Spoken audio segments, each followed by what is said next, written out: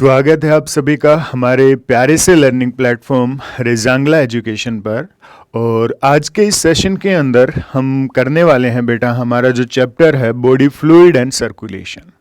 ठीक है, तो बॉडी फ्लूइड्स की बात करें तो हम बात करें ह्यूमन बींग्स के अंदर दो इंपॉर्टेंट बॉडी फ्लूइड्स हैं, ब्लड और लिम्फ, जो हमारी बॉडी के अंदर क्या करते हैं, सर्कुलेट करते हैं। ठीक है, अभी प्रीवियस जो क्लासेस हैं उसके अंदर आपने दो सिस्टम्स के बारे में पढ़ा होगा, डाइजेस्टिव सिस्टम और रेस्पिरेटरी सिस्टम। तो डाइजेस्टिव सिस्टम के अंदर हमने देखा था क्या कि डाइजेस्टिव सिस्टम के अंदर आपने देखा कि जो फूड है वो कैसे डाइजेस्ट होता है।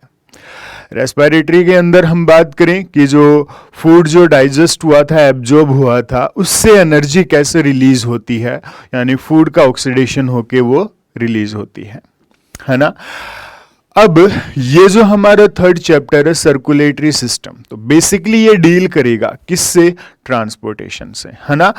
तो जो सब्सटेंसेस हैं उनका ट्रांसपोर्टेशन कैसे होता है बॉडी के अंदर, यानी जैसा हमने कहा कि जो फूड एब्जॉर्ब होगा, है ना, और एब्जॉर्ब फूड को ट्रांसपोर्ट किया जाता है बॉडी की ईच एंड एवरी सेल के पास। तो वो कौन करता है, ब्लड करता है। कौन करता है, ब्लड, है ना।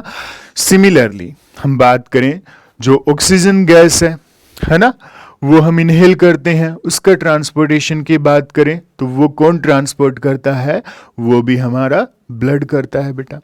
तो क्या कर रहे हैं यहाँ पे, जो हमारे फ्लूइड्स हैं, बॉडी फ्लूइड्स हैं, ब्लड और लिम्फ, वो बेसिकली किसके अंदर इन्वॉल्व हैं, बहुत सारे सब्सटेंसेस के ट्रांसपोर्टेशन के अंदर इन्वॉल्व होते हैं। क्लियर है भाई। तो देर न करते हुए हमारे इस चैप्टर को शुरू करते हैं, स्टार्ट करते हैं सबसे पहले ब्लड के बारे में बेटा। ठीक है, किसके बारे में बात करते हैं, ब्लड के बारे में। ठीक है भाई, देखिए भाई,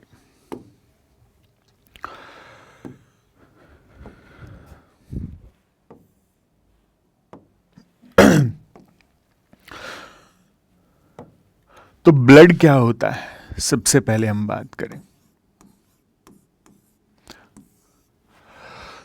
तो जो ब्लड है हमारा वो क्या है, एक कनेक्टिव टिश्यू है। क्या है ब्लड हमारा, एक कनेक्टिव टिश्यू। ठीक है, सबसे इंपॉर्टेंटली आपको क्या याद रखना है कि ब्लड है वो क्या है, एक कनेक्टिव टिश्यू है। क्या है, एक कनेक्टिव टिश्यू। ठीक है भाई, अब इसको कनेक्टिव टिश्यू क्यों कहा, बिल्कुल इजी सी बात है, ये हमारी बॉडी के बहुत सारे जो ऑर्गन्स हैं, है ना, उनको आपस में कनेक्ट करता है। कनेक्टिव टिश्यू का यही काम होता है ना। तो हर बॉडी की सेल्स के पास ये खाना पहुंचाता है, ऑक्सीजन पहुंचाता है, वहाँ से जो वेस्ट मटेरियल होता है उसको कलेक्ट करता है और उसको ट्रांसपोर्ट करता है, बाहर रिजस्ट आउट करने के अंदर हेल्प करता है।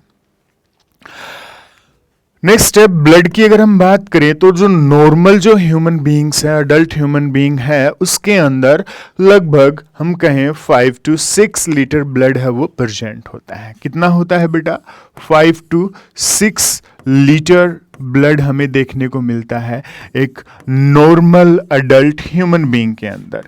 किसके अंदर, एक नॉर्मल अडल्ट ह्यूमन के अंदर। ठीक है भाई, ब्लड जो है हम बात करें इसका पीएच की, ठीक है, वो कैसा होता है, स्लाइटली एल्कलाइन होता है। कैसा होता है, स्लाइटली एल्कलाइन होता है। ठीक है भाई, 7 पॉइंट हम कहें 3 और 4 के आसपास ये हमें देखने को मिलता है। ठीक है, तो हम कह सकते हैं कि जो हमारा ब्लड है वो कैसा होता है, स्लाइटली एल्कलाइन। कैसा होता है, नेचर के अंदर स्लाइटली एल्कलाइन होता है बेटा।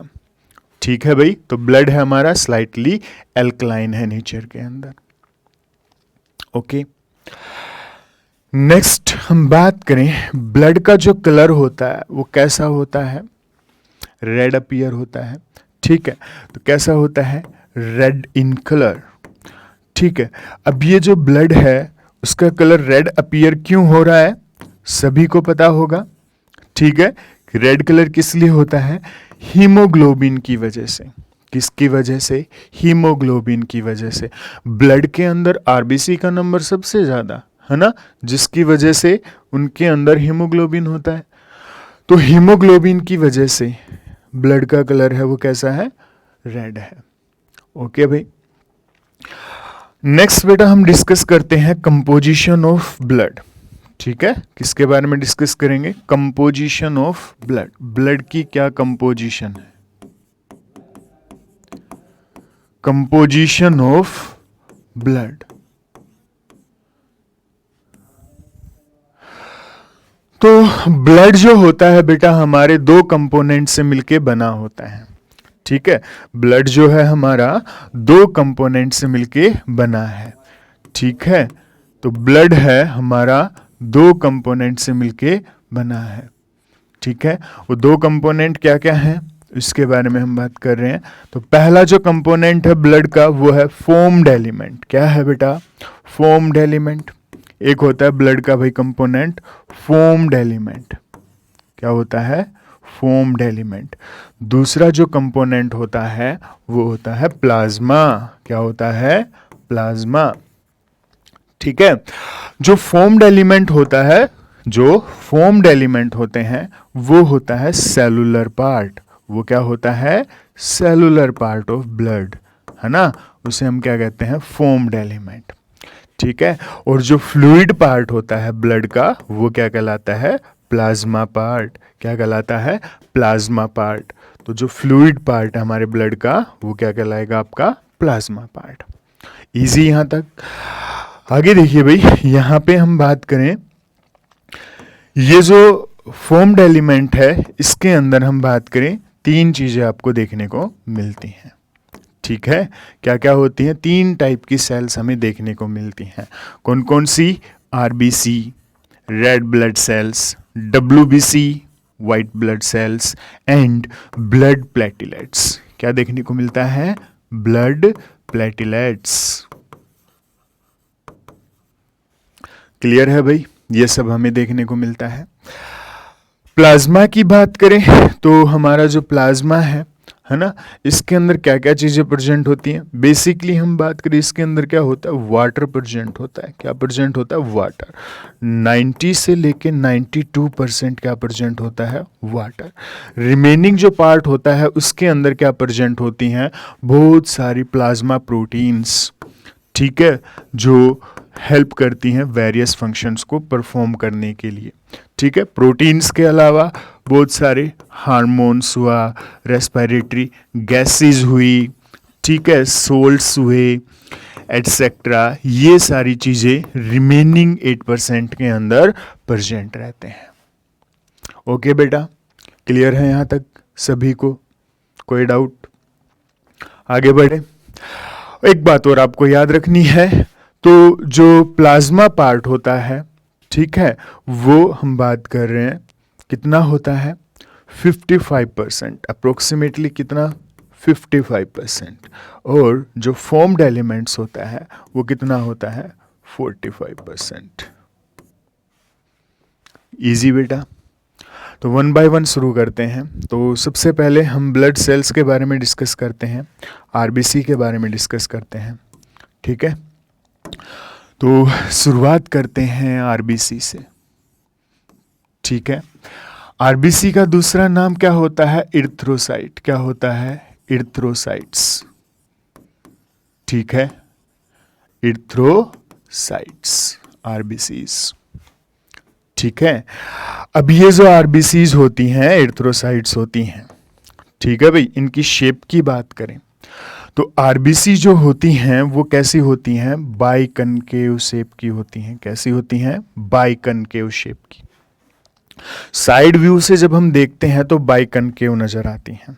ठीक है, ऊपर से आप देखोगे तो आपको कैसे नजर आएंगी, स्फेरिकल नजर आएंगी। कैसे नजर आएंगी, स्फेरिकल। क्लियर है भाई। और इन आरबीसीज के अंदर, ठीक है, क्या प्रेजेंट होता है, हीमोग्लोबिन पिगमेंट है वो प्रेजेंट होता है। क्या प्रेजेंट होता है, हीमोग्लोबिन पिगमेंट है वो प्रेजेंट होता है आरबीसीज के अंदर। क्या स्टोर होता है, हीमोग्लोबिन। एक जो मैच्योर आरबीसी होती है उसके अंदर क्या होता है, हीमोग्लोबिन होता है। सेल ऑर्गेनली, न्यूक्लियस वगैरह ये सारी चीजें क्या होती हैं, एब्सेंट होती हैं। ठीक है भाई, तो इसके बारे में हम कुछ बातें करें। ठीक है, तो सुनिए भाई, सबसे पहले आरबीसी जो होती है, ठीक है। एक जो मैच्योर आरबीसी है, ये कैसा है, साइड व्यू है। कैसा है, आरबीसी का साइड व्यू है। ठीक है, तो जब उसको हम साइड से देखेंगे तो आरबीसी हमें कैसी नजर आती हैं, बाइकनकेव नजर आती है। कैसी नजर आती हैं, बाइकनकेव। ठीक है, और ये कैसा व्यू है, सरफेस व्यू है। कैसा व्यू है आरबीसी का, सरफेस व्यू है बेटा। ठीक है, स्फेरिकल नजर आ रही है। अब इसके अंदर ये जो पिगमेंट है, ये कौन सा है, हीमोग्लोबिन पिगमेंट है। क्या है, हीमोग्लोबिन पिगमेंट है। आरबीसी की नंबर की बात करें बेटा, ठीक है, तो क्या है, मोस्ट अबंडेंट है। जितनी भी सेल्स पाई जाती हैं उन सब में इसका सबसे ज्यादा नंबर होता है। तो मोस्ट अबंडेंट सेल्स हैं। क्या है, मोस्ट अबंडेंट सेल्स हैं। आरबीसी क्या है, मोस्ट अबंडेंट सेल्स हैं। आरबीसी का नंबर अप्रोक्सीमेटली आपको याद रखना है, तो हम बात करें 5.5 मिलियंस, ठीक है, प्रेजेंट होती हैं। 5 से लेके 5.5 मिलियंस हम मान के चलते हैं। ठीक है, पर क्यूबिक एमएम ऑफ ब्लड। ठीक है, पर क्यूबिक एमएम ऑफ ब्लड। ठीक है भाई, पर क्यूबिक एमएम ऑफ ब्लड के अंदर इतनी आरबीसीज हैं वो प्रेजेंट होती हैं। क्लियर है, इनका नंबर याद रहेगा। नेक्स्ट, आरबीसी के लाइफ स्पैन की बात करते हैं। किसकी बात करते हैं, लाइफ स्पैन की।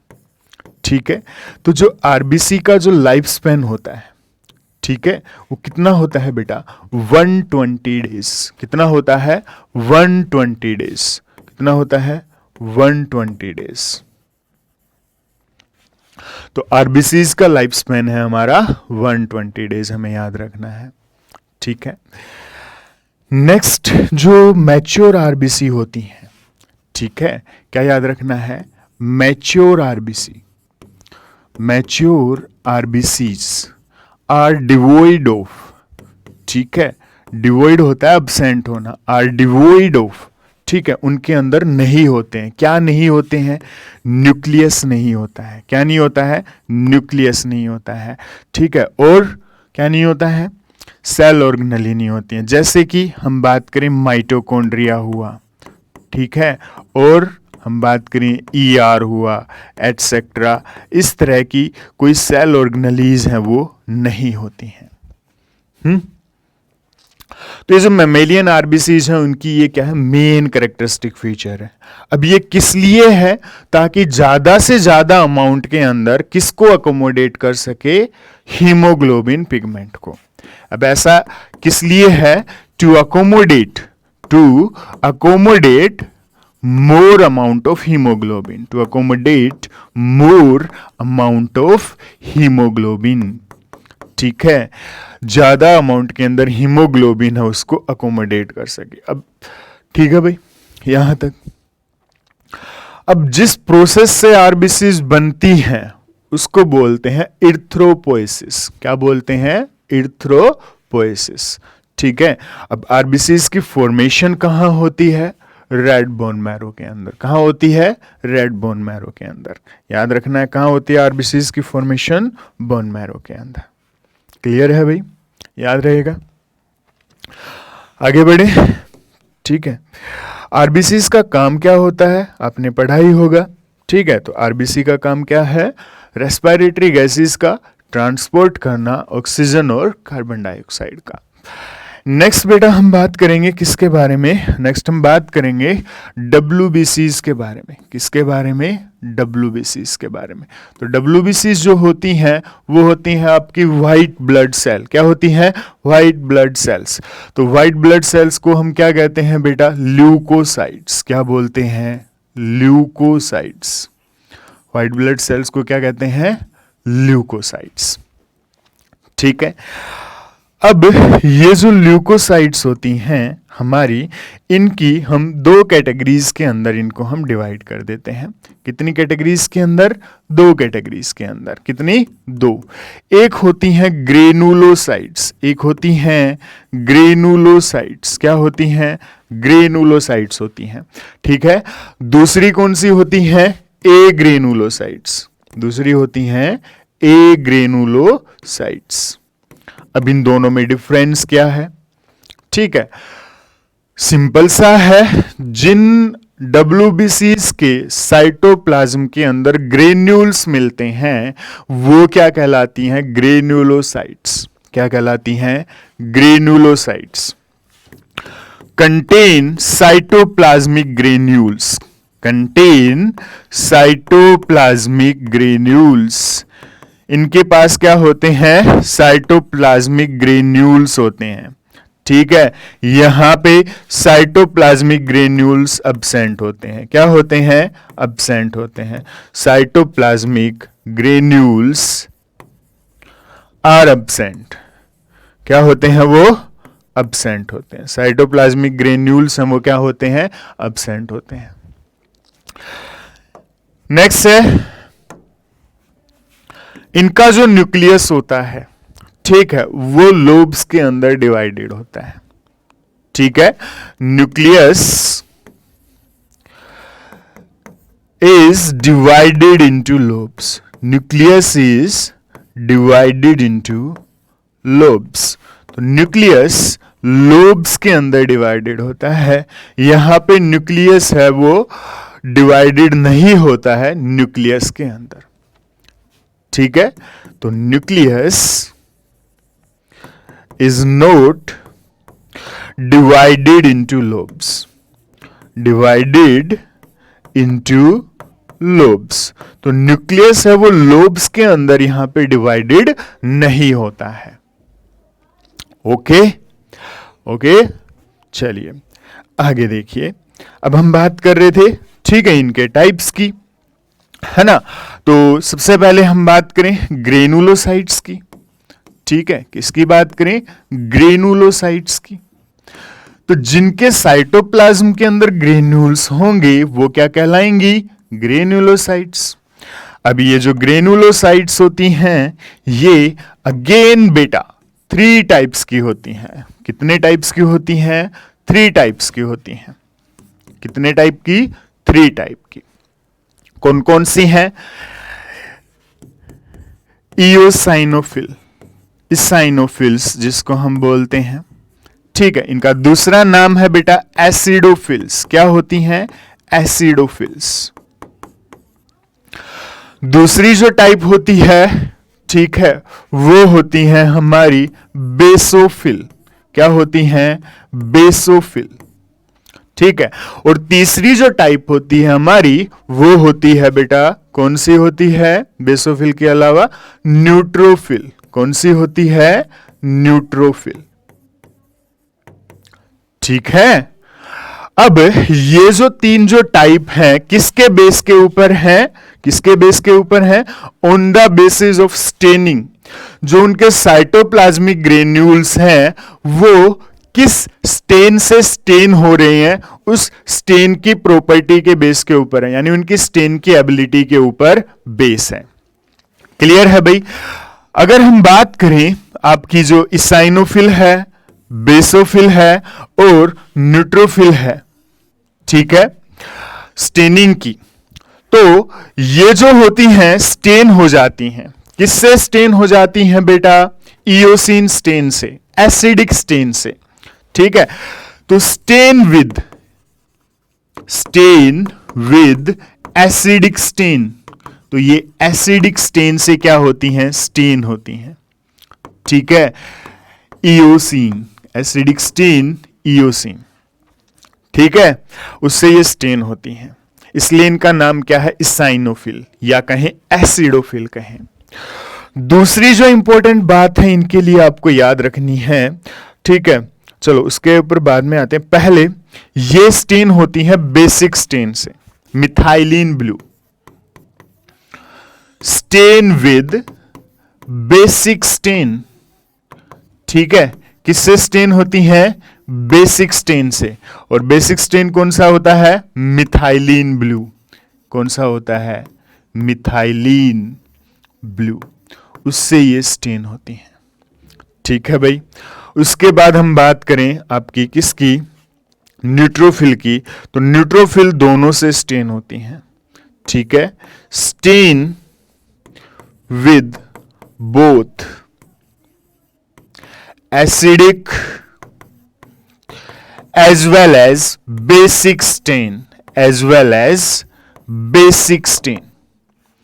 ठीक है, दोनों स्टेन से ये स्टेन होती हैं, एसिडिक स्टेन से भी और बेसिक स्टेन से भी. ठीक है, इसलिए इनको क्या बोला गया, न्यूट्रोफिल बोला गया. ये सिर्फ बेसिक स्टेन से स्टेन होती हैं, इसलिए इन्हें क्या कहते हैं, बेसोफिल्स कहते हैं. ये एसिडिक स्टेन से स्टेन होती हैं, इसलिए इन्हें क्या कहा जाता है, एसिडोफिल्स. नेक्स्ट आपको याद रखना है न्यूक्लियस से रिलेटेड. ठीक है भाई, इनके जो न्यूक्लियस है उनके बारे में हम बात करते हैं. ठीक है, इनका जो न्यूक्लियस होता है बेटा, ठीक है, इनका जो न्यूक्लियस होता है वो क्या होता है, 2 लोब्स के अंदर डिवाइडेड होता है. ठीक है, कितने लोब्स के अंदर, 2 लोब्स के अंदर डिवाइडेड होता है. कितने लोब्स के अंदर, 2 लोब्स के अंदर. तो बाइलोब्ड न्यूक्लियस इसके अंदर हमें देखने को मिलता है. इनके अंदर जो न्यूक्लियस है बेटा, ठीक है, इनके अंदर जो न्यूक्लियस है वो हमें 3 लोब्स के अंदर डिवाइडेड नजर आता है. कितने लोब्स के अंदर, 3 लोब्स के अंदर. इनका जो न्यूक्लियस है वो 3 लोब्स के अंदर डिवाइडेड है. किसका, बेसोफिल का. ठीक है भाई, 3 लोब्स के अंदर डिवाइडेड है. इनका जो न्यूक्लियस है बेटा वो क्या होता है, मल्टी लोब्ड होता है. कैसा होता है, मल्टी लोब्ड होता है. कैसा होता है, मल्टी लोब्ड. एक से ज्यादा, बहुत सारी लोब्स के अंदर ये क्या होता है, डिवाइडेड होता है. ठीक है, तो इस तरीके से मल्टी लोब्ड न्यूक्लियस हमें देखने को मिलता है न्यूट्रोफिल के अंदर. ओके, और इनके अंदर क्या मिलते हैं, ग्रेन्यूल्स मिलते हैं. क्या मिलते हैं, ग्रेन्यूल्स मिलते हैं. क्या मिलते हैं भाई, साइटोप्लाज्मिक ग्रेन्यूल्स मिलते हैं. ठीक है, क्लियर है भाई, आ रही बात समझ में, यहां तक क्लियर. ओके, तो इसका न्यूक्लियस है बेटा बाइलोब्ड. ठीक है, ओके, थोड़ा सा पेन को पतला कर लेते हैं, बहुत ही मोटा चल रहा है बेचारा. ओके, तो यहां पे न्यूक्लियस है divided into 2 lobes, divided into 2 lobes. Nucleus 2 lobes के अंदर डिवाइडेड है. ठीक है, यहां पे 3 लोब्स के अंदर न्यूक्लियस डिवाइडेड है, और यहां पे न्यूक्लियस क्या होता है, मल्टी लोब्ड होता है. क्या होता है, मल्टी लोब्ड होता है. ओके, ये क्या होती हैं, नंबर के अंदर सबसे ज्यादा होती हैं. न्यूट्रोफिल क्या होती हैं, मोस्ट अबंडेंट क्या होती हैं आपकी, ल्यूकोसाइट्स होती हैं. ठीक है, तो क्या है ये, मोस्ट अबंडेंट ल्यूकोसाइट्स. ठीक है, कितना नंबर होता है, 60 से 62% होता है. क्लियर है, मोस्ट अबंडेंट ल्यूकोसाइट्स हैं. ये कैसी होती हैं, फैगोसिटिक होती हैं. नेचर वाइज कैसी होती हैं, फैगोसिटिक होती हैं. कैसी होती हैं बेटा, फैगोसिटिक होती हैं. कैसी होती हैं, फैगोसिटिक. इनको माइक्रोफैगोसिटिक भी कहते हैं. ठीक है बेटा, फैगोसाइटोसिस करती हैं ये. नेक्स्ट है, इसके फंक्शन की बात करें, किसकी, बेसोफिल की. ठीक है, तो जो बेसोफिल होती हैं वो क्या सीक्रेट करती हैं, heparin. They will secret heparin. Heparin हुआ, सेरोटोनिन हुआ, इस तरह के सब्सटेंस है, उनको ये क्या करती हैं, सीक्रेट करती हैं. क्लियर है, आ रही बात समझ में. नेक्स्ट है इसाइनोफिल. क्या है, इसाइनोफिल या एसिडोफिल्स. तो ये जो एसिडोफिल्स होती हैं हमारी, ये क्या करती हैं, ये बेटा एसिडोफिल्स जो होती हैं ये करती हैं एलर्जिक रिएक्शंस के अंदर टेक पार्ट. ठीक है, किसके अंदर टेक पार्ट करती हैं, एलर्जिक रिएक्शन के अंदर. Take part in allergic reactions, take part in allergic reactions. तो बॉडी के अंदर जो एलर्जिक रिएक्शंस होती हैं वहां पे ये टेक पार्ट करती हैं. तो ये ग्रेनुलोसाइट्स थी हमारी, समझ में आ गई होंगी। आगे हम बढ़ते हैं, ठीक है, ए ग्रेनुलोसाइट्स के ऊपर। तो नेक्स्ट हम डिस्कस करेंगे किसके बारे में, ए ग्रेनुलोसाइट्स के बारे में। किसके बारे में, ए ग्रेनुलोसाइट्स। ठीक है भाई। अब ये जो हमारी ए ग्रेनुलोसाइट्स है, ठीक है, ए ग्रेनुलोसाइट्स होती हैं हमारी दो टाइप की होती हैं। ठीक है, कितने टाइप की, दो टाइप की। एक होती है मोनोसाइट, एक होती हैं मोनोसाइट और दूसरी होती है लिम्फोसाइट। ओके बेटा, एक होती हैं मोनोसाइट और दूसरी होती हैं लिम्फोसाइट। ठीक है, अब ये करती क्या है वो समझते हैं। ठीक है, तो पहले इनकी शेप देखें। ठीक है, तो ये हो गई मोनोसाइट और ये हो गई हमारी लिम्फोसाइट। ओके, अब जो मोनोसाइट का जो न्यूक्लियस होता है, ठीक है, मोनोसाइट का जो न्यूक्लियस होता है वो कैसा होता है,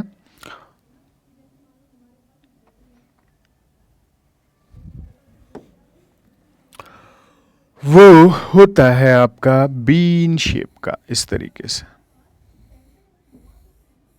ठीक है, इस शेप का हमें देखने को मिलता है। ठीक है, लिम्फोसाइट्स का जो न्यूक्लियस होता है वो आपका राउंडेड नजर आता है, इस तरीके से, बड़ा सा। क्लियर है, दिख गया भाई। चलिए, तो इसके बारे में थोड़ा सा नोट डाउन कर लेते हैं। ठीक है, तो मोनोसाइट्स की बात करते हैं बेटा, मोनोसाइट्स की हम बात कर रहे हैं। तो यहां पे, ठीक है, न्यूक्लियस कैसा होता है, किडनी शेप का। Nucleus is kidney shaped. कैसा होता है, किडनी शेप्ड होता है। ठीक है, यहां पे न्यूक्लियस कैसा होता है, राउंडेड होता है। ठीक है, न्यूक्लियस इज राउंडेड।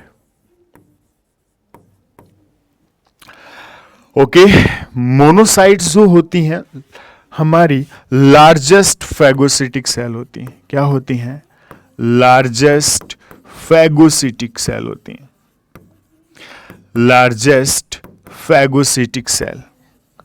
इसलिए इन्हें क्या कहा जाता है, मैक्रोफैगोसाइट्स। क्या कहा जाता है, मैक्रोफैगोसाइट्स कहा जाता है इन्हें। ठीक है, दूसरी बात, ये जो हम बात करें, इसके अंदर जो साइटोप्लाज्म होता है वो थोड़ा ज्यादा होता है as compared to lymphocyte. Clear है, यहां पे न्यूक्लियस है, लार्ज है, राउंडेड है। ठीक है, और यहां पे साइटोप्लाज्म जो होता है वो क्या होता है, कम होता है और उसके अंदर कोई ग्रेन्यूल नहीं होते हैं। तो small amount of cytoplasm, scanty of cytoplasm बोले, small amount of cytoplasm is present. ठीक है, तो ये फैगोसिटिक है, तो ये फैगोसाइटोसिस करते हैं। बॉडी के अंदर कोई भी बैक्टीरिया वगैरह अगर एंटर कर गया है तो उसको क्या करेंगे, फैगोसाइटोसिस से इनगल्फ कर जाएंगी। ठीक है, लिम्फोसाइट्स का काम है बेटा एंटीबॉडीज को प्रोडक्शन करना। क्या करना, एंटीबॉडीज बनाना और हमारी इम्यूनिटी बनाना, है ना। एंटीबॉडीज प्रोडक्शन करती है, ये इनका फंक्शन है, सबसे इंपॉर्टेंट फंक्शन है। क्लियर है, लिम्फोसाइट्स बी और टी लिम्फोसाइट्स होती हैं हमारी, है ना, जिनकी मैच्योरेशन बोन मैरो के अंदर होती है वो बी लिम्फोसाइट्स, थाइमस के अंदर होती है वो टी लिम्फोसाइट्स। ठीक है भाई, जिस प्रोसेस से आपकी डब्ल्यूबीसीज बनती हैं उसको बोलते हैं आपका ल्यूकोपोइसिस। ओके बेटा, आया समझ में यहां तक। अब बात करें लाइफ स्पैन की और नंबर की। ठीक है, डब्ल्यूबीसीज की लाइफ स्पैन और नंबर की।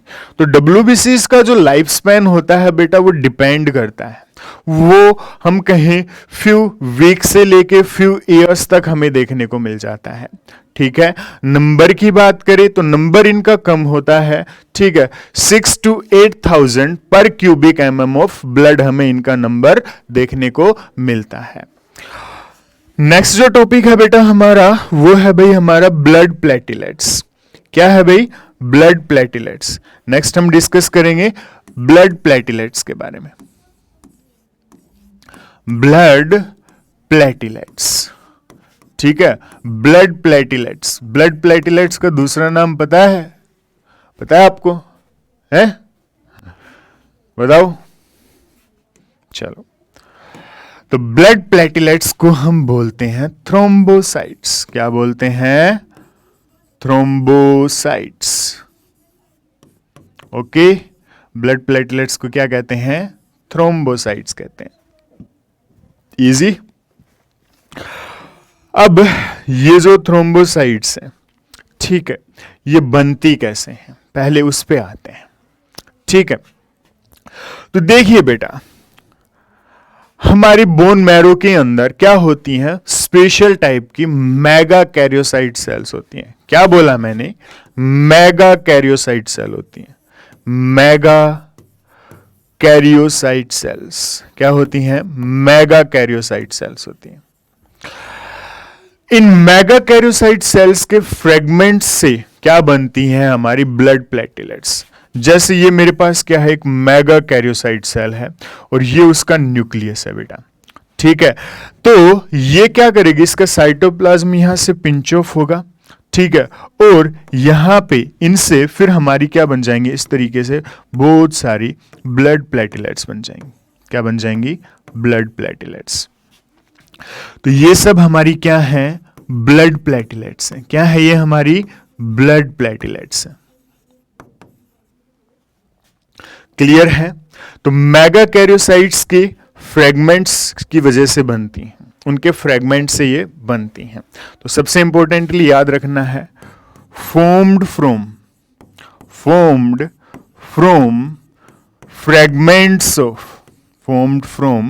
fragments of mega karyocytes cell. ठीक है, इन सेल्स के फ्रेगमेंट से ये बनती हैं। ओके बेटा, अब ये जो प्लेटलेट्स होती हैं, ठीक है, इनके सेंटर के अंदर ग्रेन्यूल्स हैं, वो इकट्ठा हो जाते हैं और वो फाल्स न्यूक्लियस की अपीयरेंस है उसको क्या करते हैं? जैसे यहां पे न्यूक्लियस हो ऐसा लगता है, बट ये न्यूक्लियस नहीं है, ये क्या है? ग्रेन्यूल्स हैं, साइटोप्लाज्मिक ग्रेन्यूल्स हैं। ठीक है, तो ये क्या है? ग्रेन्यूल्स हैं। ठीक है, ग्रेन्यूल्स सेंटर के अंदर अरेंज हो जाते हैं और फाल्स न्यूक्लियस लाइक अपीयरेंस उसको दिखाते हैं। ठीक है, granules present in center, granules present in center and appears like a nucleus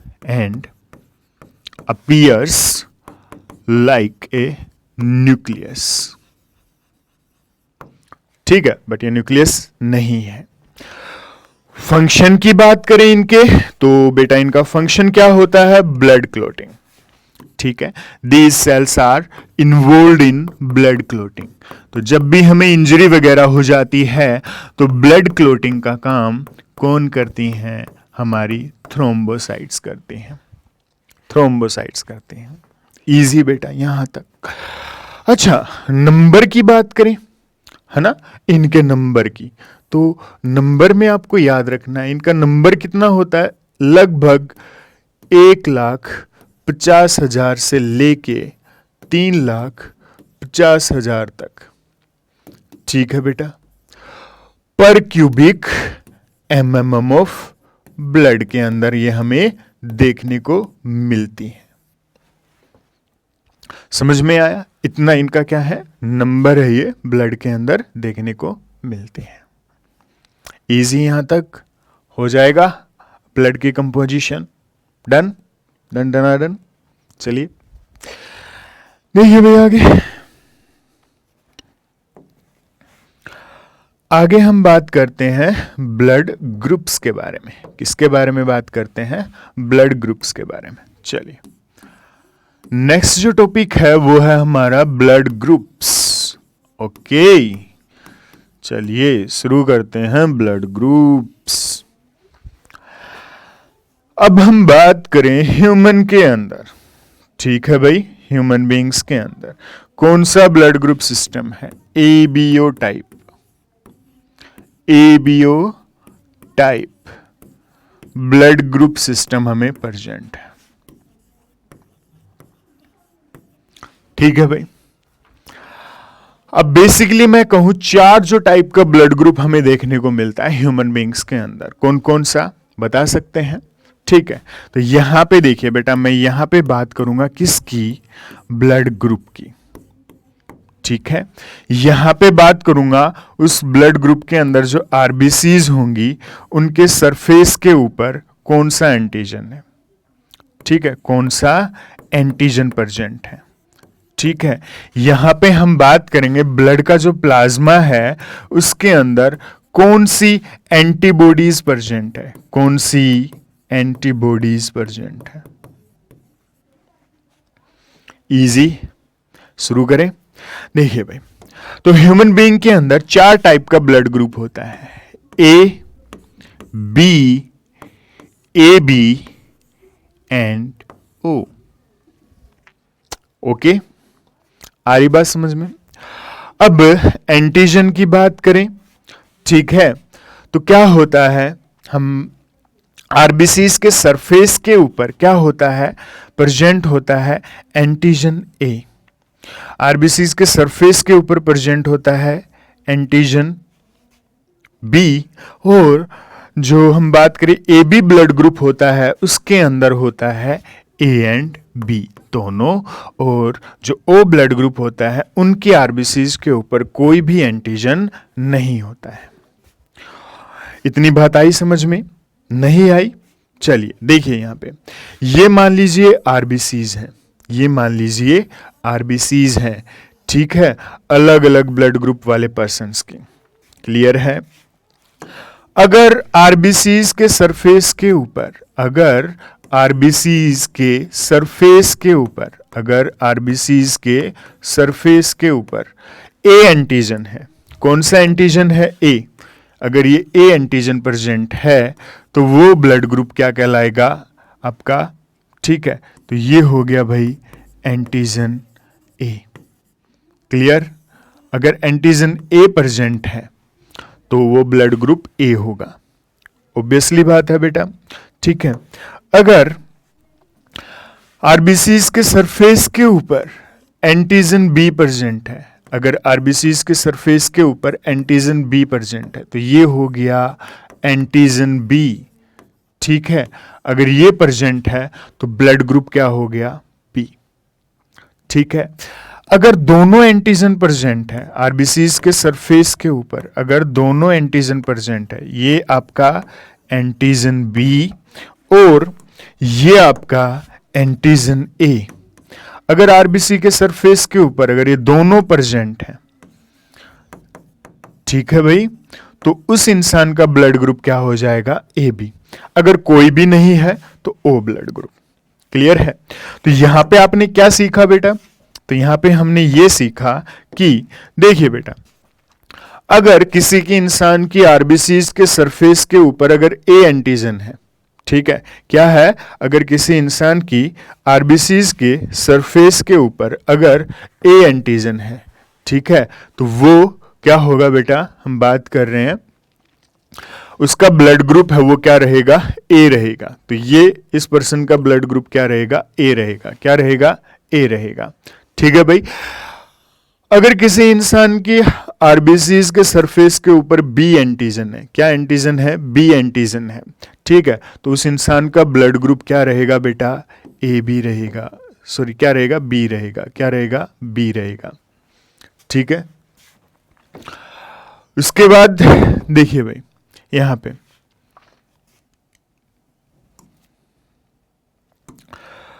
आपका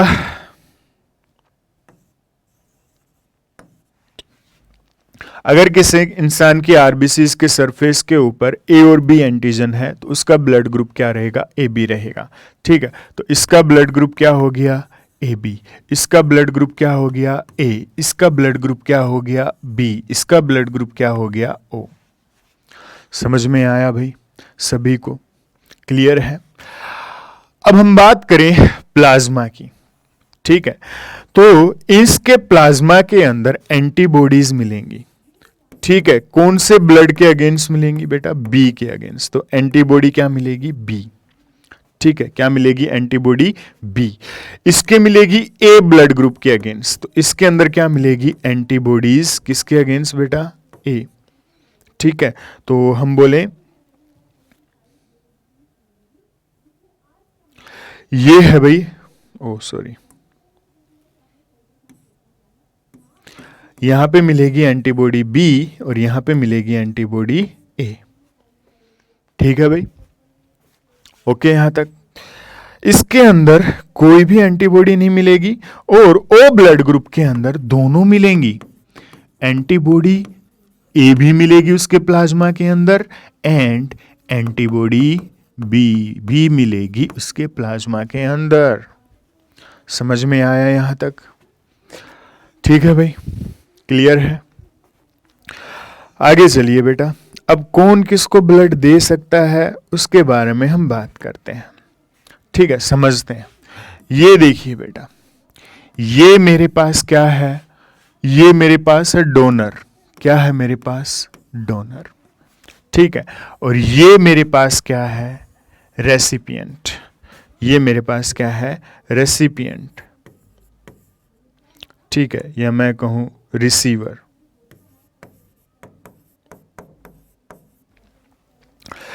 तो इसको ब्लड यहां से यहां देना है। ठीक है, तो यहां पे हमने ये ब्लड वेसल्स रिप्रेजेंट कर दी अलग अलग ब्लड ग्रुप वाले इंसान की। ठीक है, चलिए भाई, ये मान लेते हैं इस इंसान का जो ब्लड ग्रुप है, ठीक है बेटा, वो क्या है? वो है बेटा ओ है। क्या है? ओ है। और जो रिसीवर है उसका ब्लड ग्रुप क्या है? ए है। क्या है बेटा? ए है। इतनी बात आ रही समझ में? और ये उनकी ब्लड वेसल्स हैं। तो इनकी ब्लड वेसल्स के अंदर अगर हम बात करें, यहां पे हम बनाए आरबीसीज। क्या बनाए? आरबीसीज। इनकी हमने बनाई आरबीसीज। तो जो ओ ब्लड ग्रुप वाला है उसके आरबीसीज के अंदर कोई भी आपको एंटीजन नहीं मिलेगा। रिसीवर वाला है उसकी जो आरबीसीज हैं उसके सरफेस के ऊपर क्या मिलेगा आपको? एंटीजन मिलेगा। क्या मिलेगा? एंटीजन। ए एंटीजन मिलेगा। क्लियर है? ओ जो ब्लड ग्रुप है यहां पे जो एंटीबॉडीज हैं, ठीक है, कौन कौन सी मिलेंगी? एंटीबॉडी ए मिलेगी और यहां पे एंटीबॉडीज बी मिलेंगी। दोनों ब्लड के अगेंस्ट क्या मिलेंगी आपको? एंटीबॉडीज मिलेंगी इनके प्लाज्मा के अंदर। तो ये हो गया भाई प्लाज्मा। ठीक है भाई, इसके प्लाज्मा की बात करते हैं। तो इसके प्लाज्मा के अंदर एंटीबॉडीज मिलेंगी। क्या मिलेंगी? एंटीबॉडीज। सॉरी भाई,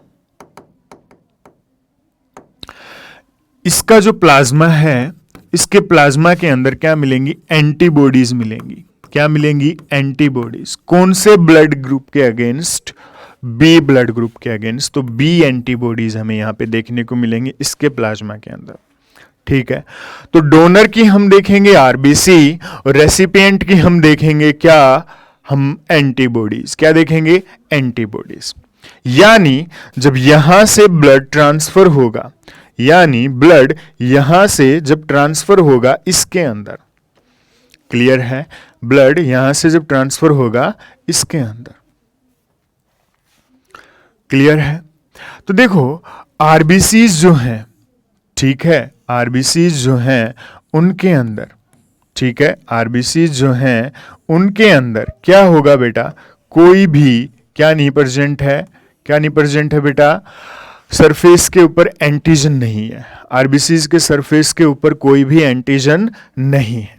यानी ये वाली जब आरबीसीज यहां पे आएंगी, ठीक है, यानी ये वाली आरबीसीज जब यहां पे आएंगी, क्लियर है? तो ये वाली आरबीसीज आ गई यहां पे। तो सरफेस के ऊपर कोई एंटीजन ना होने की वजह से इस प्लाज्मा के अंदर जो एंटीबॉडीज हैं इसके साथ रिएक्ट नहीं करेंगी और ब्लड सक्सेसफुली क्या हो जाएगा, ट्रांसफर हो जाएगा। क्या हो जाएगा, ट्रांसफर हो जाएगा। क्लियर है बेटा? इसी तरीके से अलग अलग ब्लड ग्रुप्स के लिए आप करके देख सकते हैं। फिर भी कोई दिक्कत आती है तो मैं हूं आपके लिए यहां पे। और आपको पता ही होगा, ठीक है, यूनिवर्सल डोनर किसे कहते हैं? ठीक है, यूनिवर्सल डोनर और यूनिवर्सल रिसीवर। तो यूनिवर्सल डोनर जो होता है हमारा, वो होता है बेटा हमारा ओ ब्लड ग्रुप। कौन सा होता है? ओ ब्लड ग्रुप होता है। ठीक है। और universal recipient, universal recipient, universal recipient जो होता है वो होता है ए बी ब्लड ग्रुप। क्या होता है? ए बी ब्लड ग्रुप होता है। याद रहेगा भाई? ठीक है सभी को? ठीक है, तो ये है भाई ओ ब्लड ग्रुप है। ओके, तो ओ ब्लड ग्रुप क्या करता है? सभी को ब्लड दे सकता है। क्यों दे सकता है? क्योंकि इसकी आरबीसीज के ऊपर कोई भी एंटीजन नहीं है। यूनिवर्सल रेसिपिएंट है ए बी ब्लड ग्रुप। क्यों? क्योंकि इसके प्लाज्मा के अंदर कोई भी, हम बात करें, एंटीबॉडीज नहीं है। समझ गए? क्लियर है? ओके बेटा। नेक्स्ट है आरएच फैक्टर। ठीक है, क्या है भाई आरएच फैक्टर? होता क्या है? ठीक है, आरएच फैक्टर, ओके। सबसे पहले ये जो आरएच फैक्टर है रीसस मंकी के अंदर क्या हुआ था? डिस्कवर हुआ था। उसी के बेस के ऊपर इसका नाम रखा गया आरएच फैक्टर। मोस्टली जो 80% जो पॉपुलेशन है वो क्या है? आरएच पॉजिटिव है। क्या है? आरएच पॉजिटिव है ना। तो ये जो आरएच फैक्टर पॉजिटिव हमें देखने को मिलता है, ठीक है, 80% जो पॉपुलेशन है वो वर्ल्ड की आरएच पॉजिटिव है ना। तो जैसा मैंने आपको थोड़ी देर पहले कहा था, ये जो आरबीसीज होती हैं, ठीक है, इन आरबीसीज के ऊपर क्या प्रेजेंट होता है? एंटीजन्स प्रेजेंट होते हैं। क्या प्रेजेंट होते हैं? एंटीजन्स प्रेजेंट होते हैं। ठीक है, उसी तरीके से एक और एंटीजन होता है। क्या होता है? एक और एंटीजन होता है, उसको बोलते हैं आरएच एंटीजन। क्या बोलते हैं? RH antigen. अगर आरबीसी के सरफेस के ऊपर आरएच एंटीजन प्रेजेंट है तो वो ब्लड ग्रुप क्या कहलाता है? RH positive. जैसा आप बोलते हो ए पॉजिटिव, बी पॉजिटिव, है ना। तो यानी ए ब्लड ग्रुप वाली आरबीसीज हैं और उनके ऊपर क्या है? एंटीजन प्रेजेंट है। तो यहां पे अगर हम देखें तो आपको पता होगा ये क्या है? आपका एंटीजन है ना। कौन सा? A antigen. अभी अभी हमने बताया था। ये क्या है भैया? आपका एंटीजन है। कौन सा है? B antigen. और ये कहां प्रेजेंट है? आरबीसीज के सरफेस पे। तो देखो ए एंटीजन भी है, बी एंटीजन है, तो ब्लड ग्रुप तो हो गया ए बी। क्लियर है? आरएच एंटीजन भी प्रेजेंट है तो ये ब्लड ग्रुप क्या हो गया? A B positive. क्या हो गया? A B positive. इजी है बेटा। सिमिलरली देखो ये आरबीसीज है हमारी, ठीक है, और इन आरबीसीज के अंदर अगर एंटीजन प्रेजेंट नहीं है, ठीक है, जैसे ये मान लीजिए आपका बी एंटीजन है, ये प्रेजेंट है, और प्रेजेंट है आपका ए एंटीजन, और क्या प्रेजेंट है? ए एंटीजन है, वो प्रेजेंट है, बट आरएच एंटीजन नहीं है।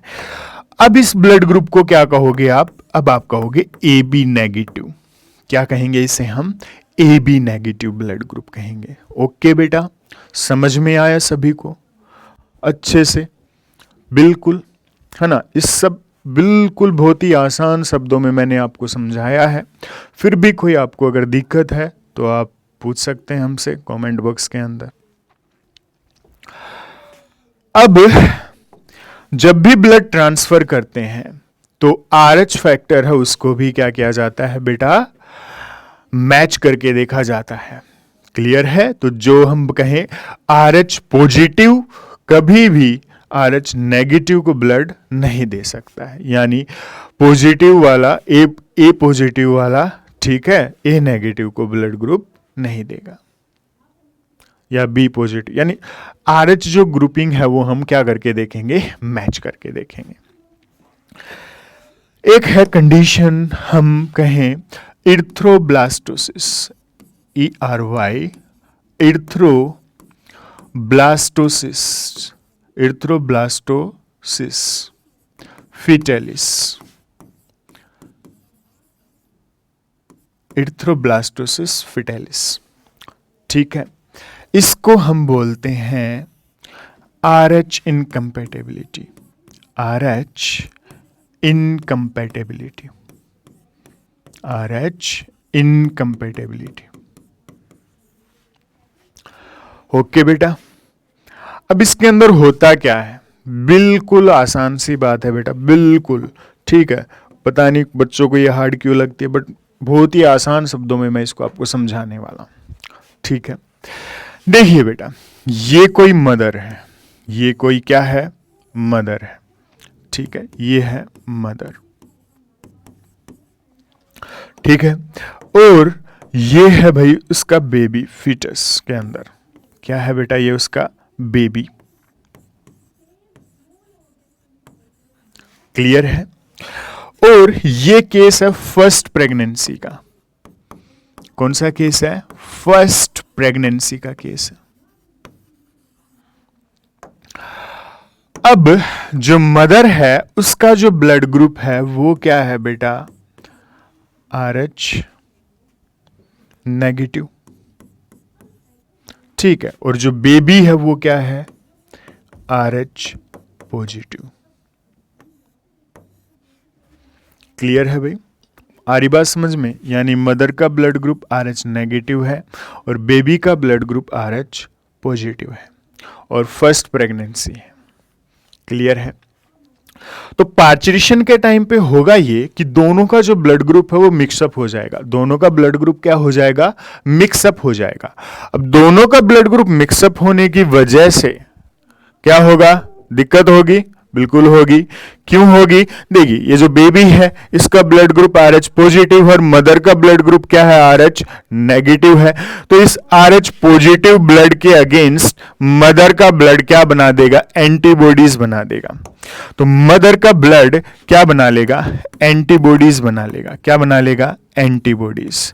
ये क्या बन गई है भाई, एंटीबॉडीज बन गई है, किसके against, antibodies against RH positive blood, clear है बेटा। मदर के ब्लड के अंदर एंटीबॉडीज बन गई। तो पहली जो प्रेगनेंसी है वो कैसी हो जाएगी, नॉर्मल हो जाएगी, क्या हो जाएगी, नॉर्मल होगी। कैसी होगी, नॉर्मल होगी, ठीक है। बट प्रेगनेंसी के बाद क्या होगा, मदर के ब्लड के अंदर एंटीबॉडीज बन जाती हैं फीटस के, बेबी के RH पॉजिटिव ब्लड के अगेंस्ट। अब होगा ये जब सेकंड टाइम प्रेगनेंसी होगी तब, ठीक है। ये है भाई मदर, क्या है बेटा, मदर, और ये है भाई बेबी, फीटस, ठीक है। ये है भाई बेबी और ये है मदर, और ये केस है सेकंड प्रेगनेंसी का, सेकंड सब्सिक्वेंट प्रेगनेंसी, ठीक है। ये क्या है भाई, सेकंड सब्सिक्वेंट प्रेगनेंसी। अब ये जो प्रेगनेंसी हुई है यहां पे भी बेटा अगेन मदर का ब्लड ग्रुप है वो तो RH नेगेटिव, फीटस का ब्लड ग्रुप फिर से क्या आ गया है, RH पॉजिटिव आ गया है। फीटस का ब्लड ग्रुप फिर से क्या आ गया है, RH पॉजिटिव आ गया है। अब एक बात है, मदर के ब्लड के अंदर क्या प्रेजेंट है, एंटीबॉडीज, क्या प्रेजेंट है, एंटीबॉडीज प्रेजेंट है। ये फीटस के ब्लड के साथ क्या कर जाएंगी, रिएक्ट करेंगी, और फीटस के ब्लड है उसको रिएक्ट करके उसको क्या कर देंगी बेटा, रिएक्ट करके किल कर देंगे उसे, यानी उसका ब्लड है वो क्लोट हो जाएगा, ठीक है, तो जो एंटीबॉडीज हैं, ठीक है, वो क्या करेंगी, रिएक्ट विद फीटल आरबीसीज, ठीक है, फीटल ब्लड, ठीक है, और जिसकी वजह से फीटस क्या हो जाएगा, उसकी डेथ हो जाएगी, उसकी क्या हो जाएगी, डेथ हो जाएगी। समझ में आया बेटा? बिल्कुल आसान है, ठीक है। क्या इसे हम प्रिवेंट कर सकते हैं? बिल्कुल कर सकते हैं। जब फर्स्ट प्रेगनेंसी हो उसके तुरंत बाद 72 आवर्स के अंदर, ठीक है, हम बात करें, अगर ये जो एंटीबॉडीज बनी है मदर के ब्लड के अंदर, ठीक है, इनको अगर हम क्या कर दें, खत्म कर दें, क्लियर है बेटा, इनको अगर हम क्या कर दें, खत्म कर दें मदर के ब्लड के अंदर से, तो क्या होगा, सेकेंड टाइम प्रेगनेंसी है वो भी नॉर्मल हो जाएगी। इजी है बेटा, आया समझ में यहां तक? ओके, ये था ब्लड के बारे में, ठीक है। आगे बेटा हम बात करते हैं लिम्फ के बारे में। जो लिम्फ क्या होता है, ये भी बेटा क्या है, एक बॉडी फ्लूइड है, ये भी एक कनेक्टिव टिश्यू है, ठीक है। लिम्फ क्या है, it is also a connective tissue, it is also a connective tissue, ये भी क्या है, एक कनेक्टिव टिश्यू है। लिम्फ जो होता है किसके अंदर फ्लो करता है, ब्लड वेसल्स के अंदर, ठीक है, फ्लोज इन लिम्फेटिक वेसल, और उन वेसल्स को क्या कहते हैं, लिम्फेटिक वेसल्स, ठीक है। तो लिम्फ लिम्फेटिक वेसल्स के अंदर क्या करता है, फ्लो करता है। इजी यहां तक। कलर कैसा होता है, स्ट्रो कलर होता है, ठीक है, ट्रांसपेरेंट होता है जनरली, और हम कहें स्ट्रो कलर्ड हमें देखने को मिलता है, स्लाइटली येलोविश होता है, ठीक है। इसके अंदर जो ब्लड के अंदर जो प्रोटीन्स होती हैं वो कम अमाउंट के अंदर होती हैं, contain less amount of blood proteins. जो ब्लड प्लाज्मा के अंदर जो प्रोटीन पाई जाती हैं वो प्रोटीन बहुत ही कम होती हैं, वो प्रोटीन बहुत ही कम होती हैं, ठीक है। हम कह सकते हैं blood plasma devoid of proteins and RBC platelets is termed as lymph, उसे हम क्या कह देते हैं, लिम्फ कह देते हैं, ठीक है। उसके बाद यहां पे इसके अंदर क्या होती है, लिम्फोसाइट्स होती हैं, ठीक है। तो it also contain lymphocytes, it also contain lymphocytes, इसके पास लिम्फोसाइट्स भी होती हैं, और ये लिम्फोसाइट्स क्या करती हैं, एंटीबॉडीज बनाती हैं और इम्यूनिटी है वो प्रोवाइड करती हैं। क्लियर है बेटा? तो ये था जर्नल सा लिम्फ के बारे में, ठीक है। आगे बढ़ते हैं, आगे हम बात करते हैं ब्लड वेसल्स के बारे में। किसके बारे में, ब्लड वेसल्स के बारे में। तो जो ब्लड वेसल्स होती हैं, ठीक है, जो ब्लड वेसल्स होती हैं कितने टाइप की होती हैं, 3 टाइप की ब्लड वेसल्स हम पढ़ते हैं, ठीक है। देखिए भाई कौन कौन सी होती हैं, शुरू करते हैं। तो ब्लड वेसल्स के बारे में आपने सुना होगा, तो हमारी जो ब्लड वेसल्स हैं, ठीक है, कौन कौन सी हैं, आर्टरीज, वेन्स एंड कैपिलरीज, ठीक है। कौन कौन सी, आर्टरीज, वेन्स एंड कैपिलरीज। तो हम डिस्कस करेंगे किसके बारे में, आर्टरीज के बारे में, वेन्स के बारे में और कैपिलरीज के बारे में,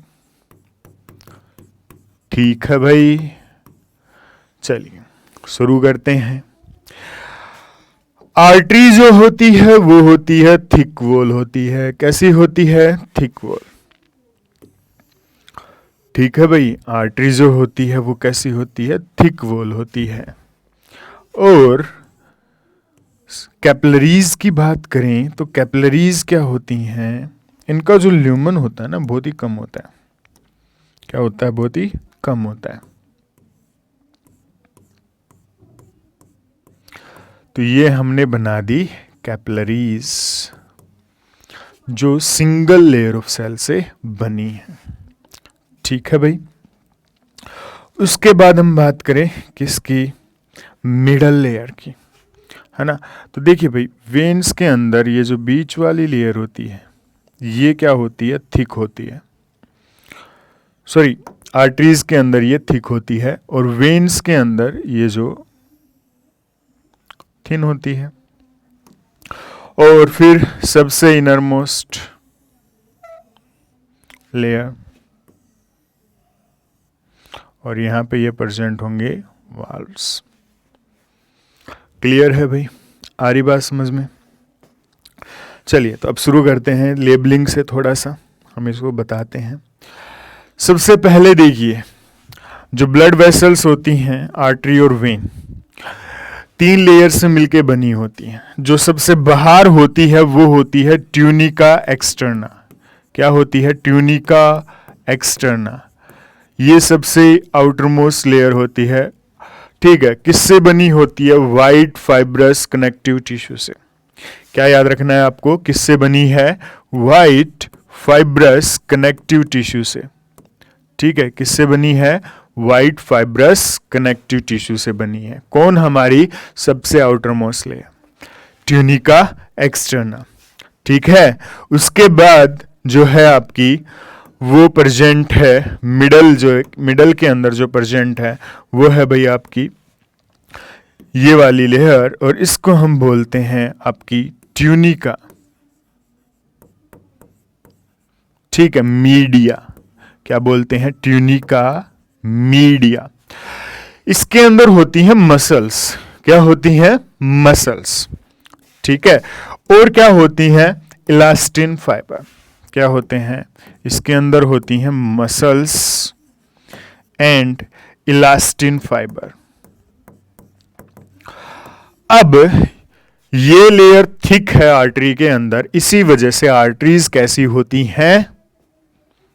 इलास्टिक होती है नेचर के अंदर, ठीक है, और थिक वॉल्ड होती है। आर्टरीज कैसी होती हैं? थिक वॉल्ड होती हैं। ओके बेटा। नेक्स्ट है बेटा, हम बात करते हैं आर्टरीज का जो ल्यूमन होता है वो नैरो होता है। ये जो खाली जगह है इसे हम बोलते हैं ल्यूमन, ठीक है।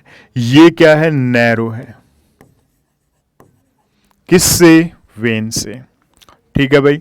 और ये क्या प्रेजेंट है? वाल्व्स। क्या प्रेजेंट है? वाल्व्स। और जो सबसे इनरमोस्ट लेयर होती है, ये वाली जो लेयर है, ठीक है, इसको हम बोलते हैं ट्यूनिका इंटरना। क्या बोलते हैं? Tunica interna. किससे मिलके बनी होती है? एंडोथीलियल सेल से। किससे?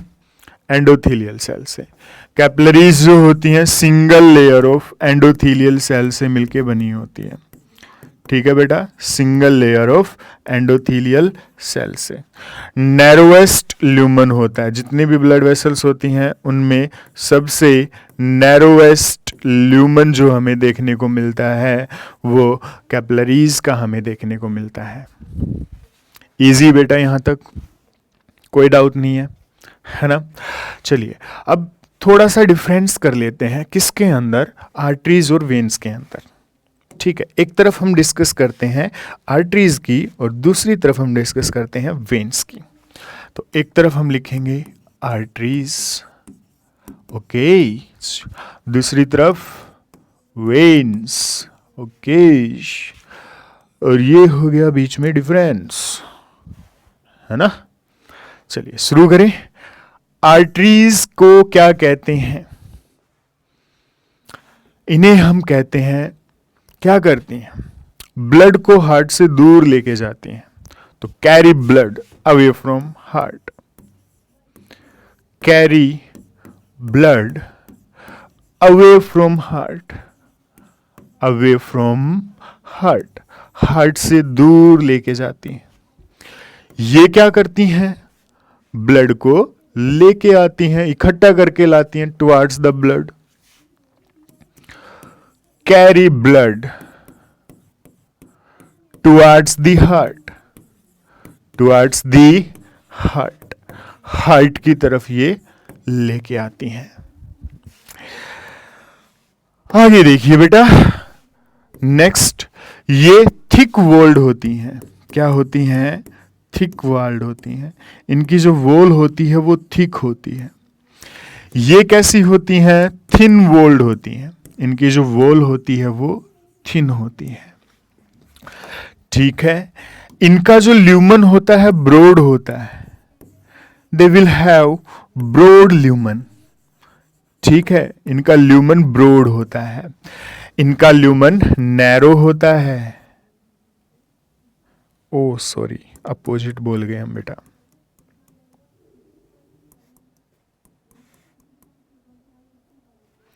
तो they will have narrow lumen, they will have narrow lumen. ठीक है, इनका ल्यूमन कैसा है? Broad, they will have broad lumen.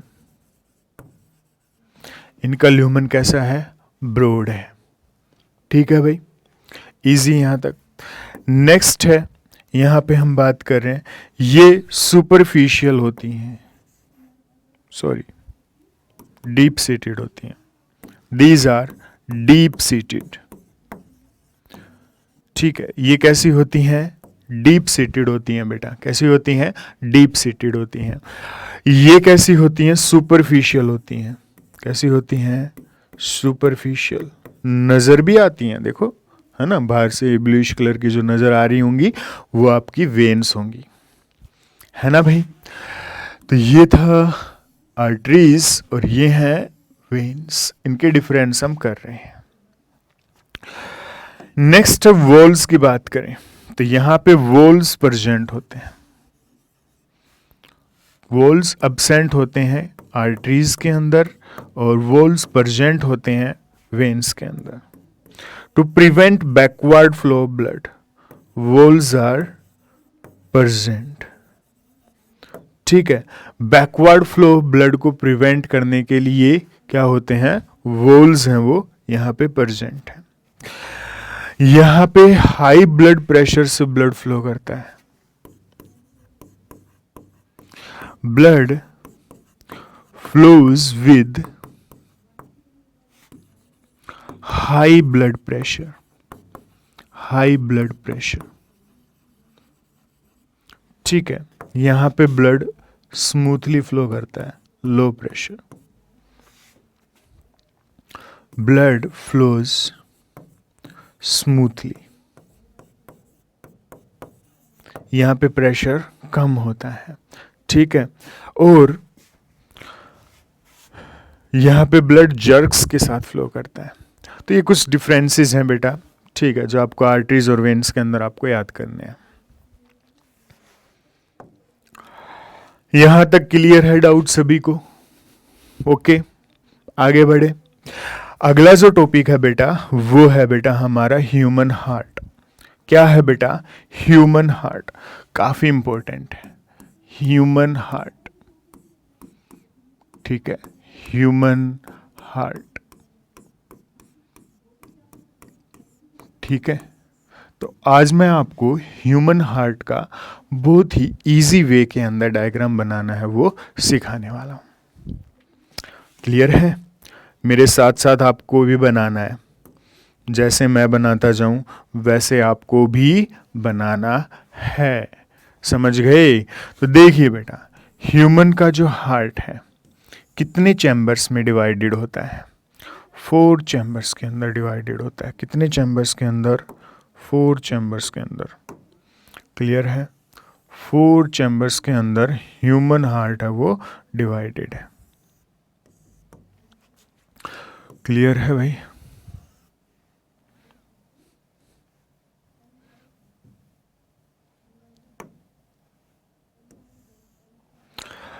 अब देखते हैं यहाँ से वहाँ, कुछ कुछ लग रहा है ना। चलिए, तो देखिए बेटा, तो ह्यूमन हार्ट्स कितने चैम्बर में डिवाइडेड है? 4 चैम्बर्स के अंदर। इतना कर लोगे बेटा सबसे पहले, ठीक है। इतना जब हो जाए तो ह्यूमन हार्ट के बाहर क्या बनानी है? एक डबल लेयर पेरिकार्डियम लेयर। ठीक है, क्या बनानी है? Double layer pericardium layer. बना सकते हैं, है ना। तो ये हार्ट की पेरिकार्डियम होगी और ये हार्ट के चैम्बर्स हो गए। अब यहाँ पे कुछ ओपनिंग्स बनाते हैं। तो ये देखिए बेटा, ये ओपनिंग होगी सुपीरियर वेना कावा की, ये ओपनिंग हो गई इंफीरियर वेना कावा की। क्लियर है। यहां से एक ब्लड वेसल है वो अराइज होगी इस तरीके से, ठीक है, शी शेप की। ऊपर की तरफ ब्लड वेसल्स जाएंगी, उनके बारे में हम बाद में डिस्कस करेंगे। क्लियर है। नेक्स्ट एक दूसरी ब्लड वेसल हमें देखने को मिलेगी जो यहां से अराइज होगी, है ना, राइट वेंट्रिकल से, और ये कैसी होगी, टी शेप की। कैसी होगी, टी शेप की। इजी यहां तक, कोई दिक्कत नहीं। ओके, चलो थोड़ा सा छोटा कर लेते हैं इसको।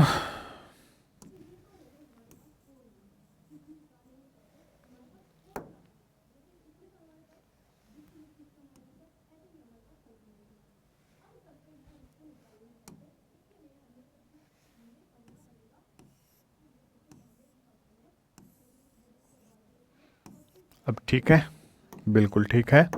चलिए भाई, तो ये है भाई हमारा ह्यूमन हार्ट। ओके, यहाँ पे वॉल्स प्रेजेंट है। चलो वॉल्स भी बना लेते हैं, ठीक है। तो इस ओपनिंग के ऊपर क्या प्रेजेंट है, वॉल्स प्रेजेंट है। इतना हो जाएगा। यहाँ पे चार जो हम बात कर रहे हैं ट्यूब्स हैं, उनकी ओपनिंग्स हैं वो प्रेजेंट। चलिए उनके बारे में भी बात करेंगे। तो ऑलमोस्ट आई थिंक हमारा हो चुका है, ठीक है। अब इनको मैं लेबल करता हूँ, साथ साथ इनको समझाता हूँ। तो डायग्राम ऑलमोस्ट कंप्लीट है हमारा। समझिए, अब लेबलिंग का काम शुरू करते हैं। ये है बेटा हार्ट की सबसे आउटरमोस्ट लेयर, जिसको हम बोलते हैं पेरिकार्डियम लेयर। क्या बोल रहे हैं बेटा, पेरिकार्डियम लेयर। ये है पेरिकार्डियम। क्या है, पेरिकार्डियम लेयर। पेरिकार्डियम जो होती है डबल लेयर होती है। कैसी होती है, डबल लेयर। और इसके बीच में जो फ्लूइड होता है वो क्या कहलाता है, पेरिकार्डियल फ्लूइड। अब हार्ट जब कॉन्ट्रैक्ट करेगा, रिलैक्स करेगा, तो उसकी फ्रिक्शनलेस मूवमेंट के लिए ये पेरिकार्डियल फ्लूइड है वो प्रेजेंट होता है। ठीक है भाई, आया समझ में। उसके बाद हम बात करें, ये जो दो वेन्स हैं इनकी ओपनिंग है। ये ऊपर वाली जो है ऊपर की तरफ है, इसको हम बोलते हैं सुपीरियर वेना कावा की ओपनिंग। सुपीरियर वेना कावा जो वेन होती है उसकी ओपनिंग है बेटा ये, ठीक है। सुपीरियर वेना कावा जो वेन है उसकी ओपनिंग है। सुपीरियर वेना कावा जो वेन होती है, ये जो हमारा चेस्ट रीजन है, इससे अबाउ जो ब्लड कलेक्ट करके लाएगी, इकट्ठा करके लाएगी, और हार्ट के अंदर जो आपका ये चैम्बर है इसके अंदर इकट्ठा करके डाल देगी, है ना। तो ये कौन है, आपकी सुपीरियर वेना कावा है। कौन है, सुपीरियर वेना कावा। नीचे वाली जो है ये कौन सी है, इंफीरियर वेना कावा। कौन सी है बेटा, इंफीरियर वेना कावा वेन है। कौन सी है, इंफीरियर वेना कावा वेन है। इजी बेटा, यहां तक क्लियर है। ये जो वाल प्रेजेंट है इसको हम बोलेंगे ट्राइकस्पिड वॉल। क्या कहलाएगा ये, ट्राइकस्पिड वॉल। क्या कहलाएगा, ट्राइकस्पिड वॉल। ठीक है बेटा, इजी यहां तक, कोई दिक्कत। ये वाला जो चैम्बर है ये है बेटा हमारा राइट एट्रिया। ये वाला जो चैम्बर है हमारा राइट वेंट्रिकल। ये वाला जो चैम्बर है हमारा लेफ्ट एट्रिया। ये वाला जो चैम्बर है हमारा लेफ्ट वेंट्रिकल। इजी। ये जो है बेटा हमारा बाइकस्पिड वॉल। ये क्या है बेटा हमारा, बाइकस्पिड वॉल्व। ठीक है। ये जो शी शेप की जो ट्यूब नजर आ रही है, ये है बेटा हमारी ओर्टा, मेन आर्टरी। ओर्टा को क्या बोलते हैं? Main artery. तो ये है भाई हमारी ओर्टा, मेन आर्टरी। क्लियर है? ये जो चारों आपको नजर आ रही है, ये है पल्मनरी वेन्स। ये क्या है बेटा? Pulmonary veins. कहां से ब्लड इकट्ठा करके ला रही हैं? लंग्स से। और कैसा ब्लड ला रही हैं? ऑक्सीजनेटेड ब्लड ला रही हैं। कैसा ब्लड ला रही हैं? ऑक्सीजनेटेड ब्लड ला रही हैं। ठीक है। एक ओपनिंग आपको ये नजर आ रही होगी, ये है बेटा कोरोनरी साइनस की, कि इसकी ओपनिंग है कोरोनरी साइनस की। ठीक है, या मैं कहूं कोरोनरी वेन्स की, कोरोनरी साइनस। देखो, जो हार्ट की वॉल को जो ब्लड सप्लाई करती हैं, उन आर्टरीज को बोलते हैं कोरोनरी आर्टरीज, है ना। तो वो जो कोरोनरी आर्टरीज हैं, वो क्या करेंगी? हम बात कर रहे हैं कोरोनरी जो आर्टरीज हैं, वो ब्लड सप्लाई करेंगी हार्ट को। अब हार्ट से वापस से ब्लड इकट्ठा होगा, और इकट्ठा होने के बाद वो ओपन होगा राइट एट्रिया के अंदर सारा का सारा ब्लड, और जिस पोर के थ्रू ओपन होता है वो क्या कहलाता है? Coronary sinus. क्या कहलाता है? Coronary sinus. इजी है बेटा, याद रहेगा। तो ये था स्ट्रक्चर के बारे में। ठीक है भाई, कर लोगे यहां तक? इजी है ना? बार बार इसको बना के प्रैक्टिस करना बेटा। नेक्स्ट है हार्ट के नोडल टिश्यूज के बारे में। ठीक है, फिर उसके सर्कुलेशन के ऊपर आएंगे। तो पहले नोडल टिश्यूज को डिस्कस कर लेते हैं। ठीक है, नोडल टिश्यूज के बारे में, हार्ट के नोडल टिश्यूज। तो जैसा आपने देखा, जो हमारा हार्ट था, ठीक है, कितने चैम्बर्स में डिवाइडेड था बेटा? 4 चैम्बर्स में डिवाइडेड था, है ना। 4 चैम्बर्स में डिवाइडेड था। अब ये जो 4 चैम्बर्स में हार्ट डिवाइडेड था, इस तरीके से आपका, तो होता ये है, यहां पे क्या प्रेजेंट होता है? एक नोडल टिश्यू होता है जिसको हम बोलते हैं एसे नोड। क्या बोलते हैं? एसे नोड। एसे नोड होता है हमारा साइनो एट्रियल नोड। क्या होता है? Cyano atrial node. दूसरा यहां पे बेटा एक और नोडल टिश्यू है, वो प्रेजेंट होता है जिसको हम बोलते हैं एवी नोड। क्या बोलते हैं? AV node. क्लियर है? उसके बाद यहां से क्या होता है, ये हमारा जो सेप्टम है इसके साथ साथ, ठीक है, यहां पे ये आगे चल के 2 उसके अंदर क्या हो जाता है? डिवाइड हो जाता है। ठीक है, और डिवाइड होने के बाद दोनों जो एट्रियाज हैं उनके अंदर, वेंट्रिकल्स के अंदर क्या करता है? ये रन करता है। और यहाँ पे स्मॉल स्मॉल फाइबर्स हैं, वो इस तरीके से क्या होते हैं? प्रेजेंट होते हैं। क्लियर है? आ रही है समझ में?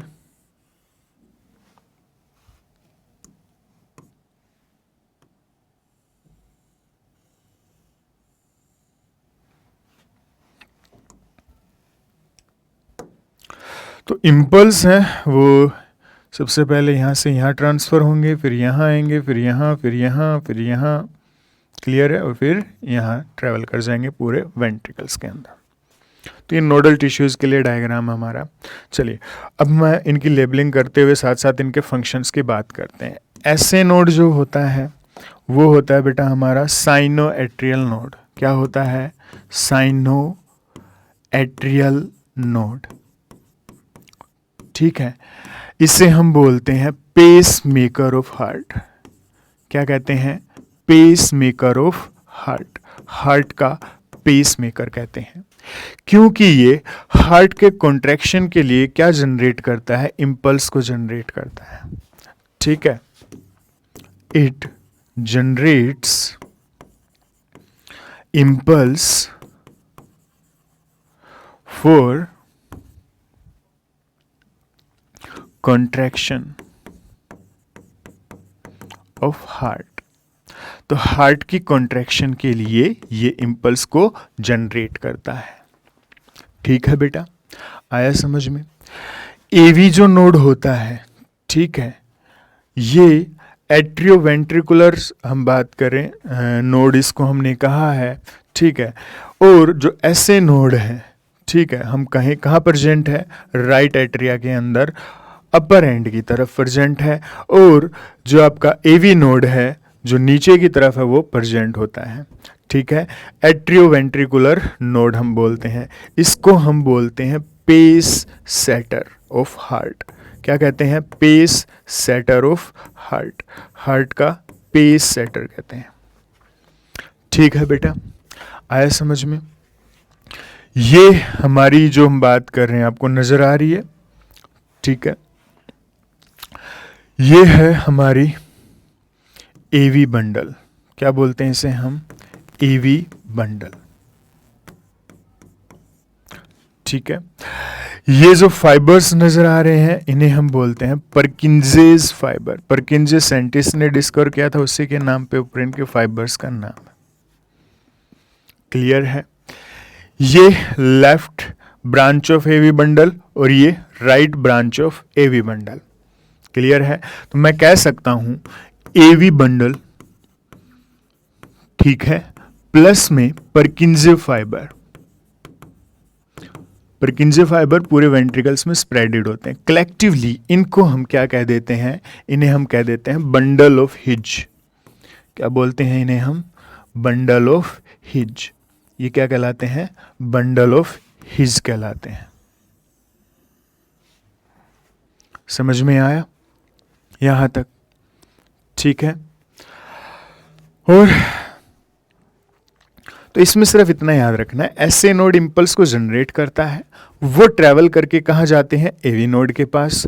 एवी नोड से इंपल्स कहाँ जाएंगे? एवी बंडल के पास। एवी बंडल से कहाँ जाएंगे? ब्रांचेस के पास।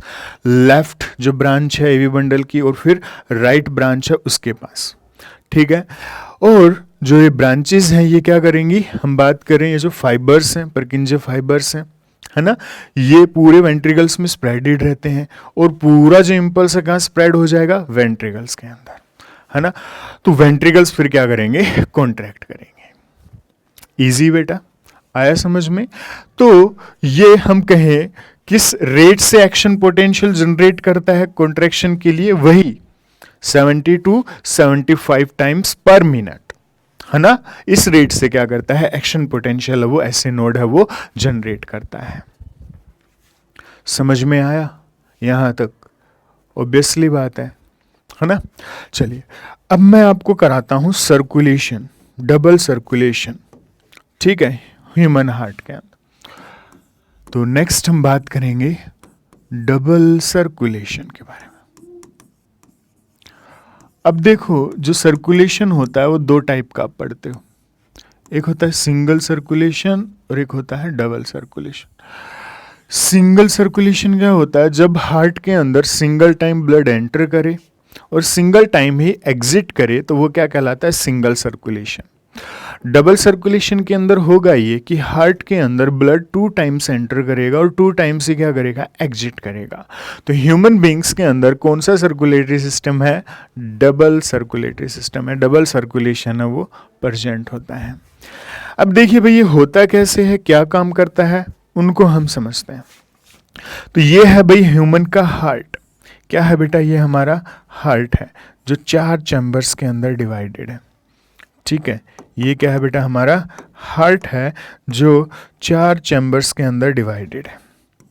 तो ये देखिए बेटा, ये हमारा हार्ट जो 4 चैम्बर्स के अंदर डिवाइडेड है।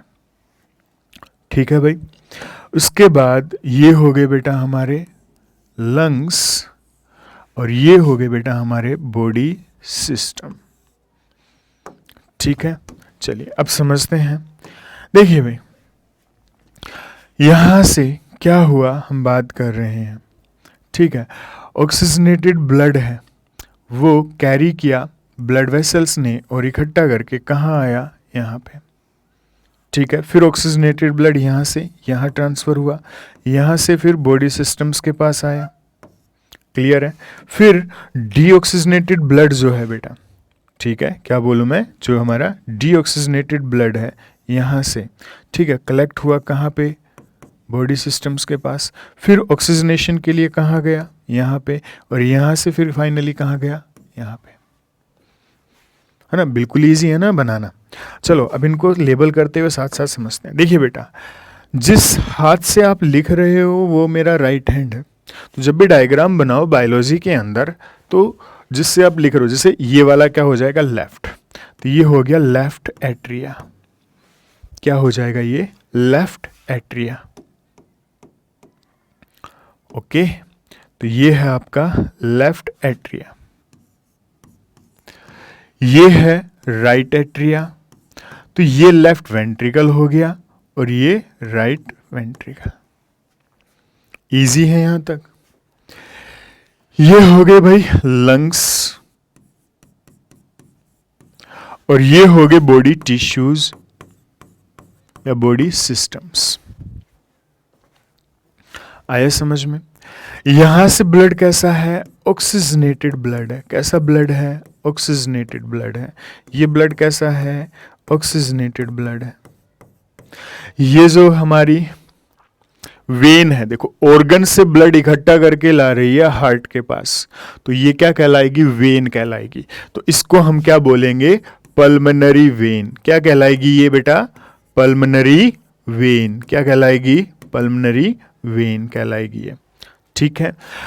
और ये देखो लेफ्ट वेंट्रिकल से ये जो ब्लड वेसल बाहर निकल रही है, मेन जो आर्टरी होती है हमारी ओर्टा, ठीक है, तो ये क्या है, हमारी मेन आर्टरी है।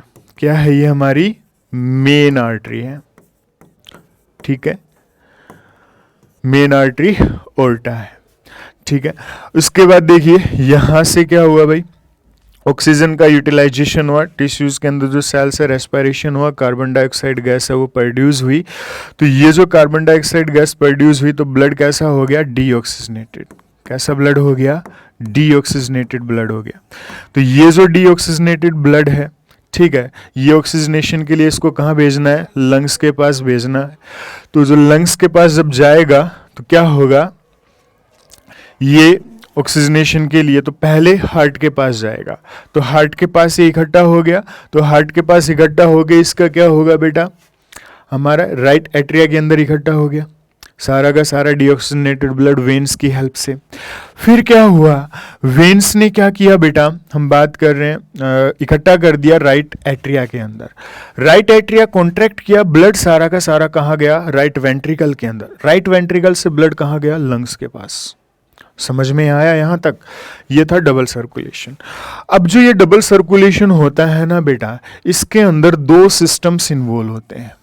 ठीक है, कौन कौन से इन्वॉल्व होते हैं, एक होता है बेटा पल्मनरी सर्कुलेशन, एक होता है पल्मनरी सर्कुलेशन। क्या होता है, पल्मनरी सर्कुलेशन। और दूसरा जो सिस्टम इसके अंदर इन्वॉल्व होता है वो होता है सिस्टेमैटिक सर्कुलेशन। Systematic circulation. देखिए अब ये होता क्या है इनके अंदर, तो पल्मनरी सर्कुलेशन के अंदर ये होता है बेटा ब्लड का सर्कुलेशन। ठीक है, पल्मनरी वर्ड किसके लिए यूज करते हैं, लंग्स के लिए। तो ब्लड का सर्कुलेशन, ठीक है, कहां से कहां, तो कहां से कहां बेटा, राइट वेंट्रिकल से लेके, कहां से कहां, राइट वेंट्रिकल से लेके, ठीक है, लेफ्ट एट्रिया तक। देखो यहां से ब्लड पंप आउट होके गया लंग्स के पास, लंग्स से आया फिर लेफ्ट एट्रिया के पास। तो अब क्या बोलोगे, सर्कुलेशन ऑफ ब्लड। क्या बोलेंगे, सर्कुलेशन ऑफ ब्लड। ब्लड का सर्कुलेशन, सर्कुलेशन ऑफ ब्लड कहां से कहां, from right ventricle, from right ventricle to कहां तक, लेफ्ट एट्रिया तक। ठीक है भाई, वो क्या कहलाएगा, हमारा पल्मनरी सर्कुलेशन। और किसके थ्रू होगा, लंग्स के through, through lungs. Okay, through lungs is termed as, क्या कहलाएगा? Pulmonary circulation. क्या कहलाता है? Pulmonary circulation. सिस्टेमैटिक सर्कुलेशन की बात करें तो देखिए बेटा, आपको क्या नजर आ रहा है? लेफ्ट वेंट्रिकल, और लेफ्ट वेंट्रिकल कॉन्ट्रैक्ट करेगा ब्लड बॉडी टिश्यूज के पास, बॉडी टिश्यूज से होता हुआ राइट एट्रिया तक। तो ये जो सर्कुलेशन है ब्लड का, ये क्या कहलाता है? Systematic circulation. तो क्या बोलोगे? Circulation of blood. क्या बोला हमने? Circulation of blood from left ventricle to कहां तक? Right atria. और किसके थ्रू? बॉडी सिस्टम्स के थ्रू। इसी वजह से तो इसे क्या कहा है? क्या कहा है बेटा? Systematic circulation. क्या कहा है? Systematic circulation. समझ में आया बेटा डबल सर्कुलेशन कैसे होता है हमारे अंदर? ठीक है, अगला जो टॉपिक है वो है हमारा कार्डियक साइकिल। क्या है? Cardiac cycle. कार्डियक साइकिल देखिए बेटा, ठीक है, कार्डियक साइकिल क्या होता है? तो बेटा कार्डियक साइकिल शुरू करने से पहले 2-3 टर्म्स को डिस्कस करते हैं। ठीक है, सबसे पहले हम बात करते हैं सिस्टोल क्या होता है। ठीक है, तो सिस्टोल होता है कॉन्ट्रैक्शन ऑफ हार्ट। सिस्टोल क्या होता है? Contraction of heart. तो हार्ट की कॉन्ट्रैक्शन को क्या कहते हैं? सिस्टोल। Contraction of heart. जब हार्ट कॉन्ट्रैक्टेड फेज में होता है तो वो क्या कहलाता है? सिस्टोल। ठीक है भाई, एक हम वर्ड यूज करते हैं डायस्टोल। क्या यूज करते हैं? डायस्टोल। अब डायस्टोल क्या होता है? Relaxation of heart. क्या होता है? Relaxation of heart. जब हार्ट की मसल्स हैं वो रिलैक्स कर रही होंगी तो वो क्या कहलाएगा? डायस्टोल कहलाएगा। इजी है बेटा यहां तक, है ना? तो कार्डियक साइकिल को देखिए बेटा, क्या होगा? तो कार्डियक साइकिल है ये, मान लीजिए हार्ट की। चलो आज शेप से करके देखते हैं, सर्कल बना के। ओके, चलिए। ओहो,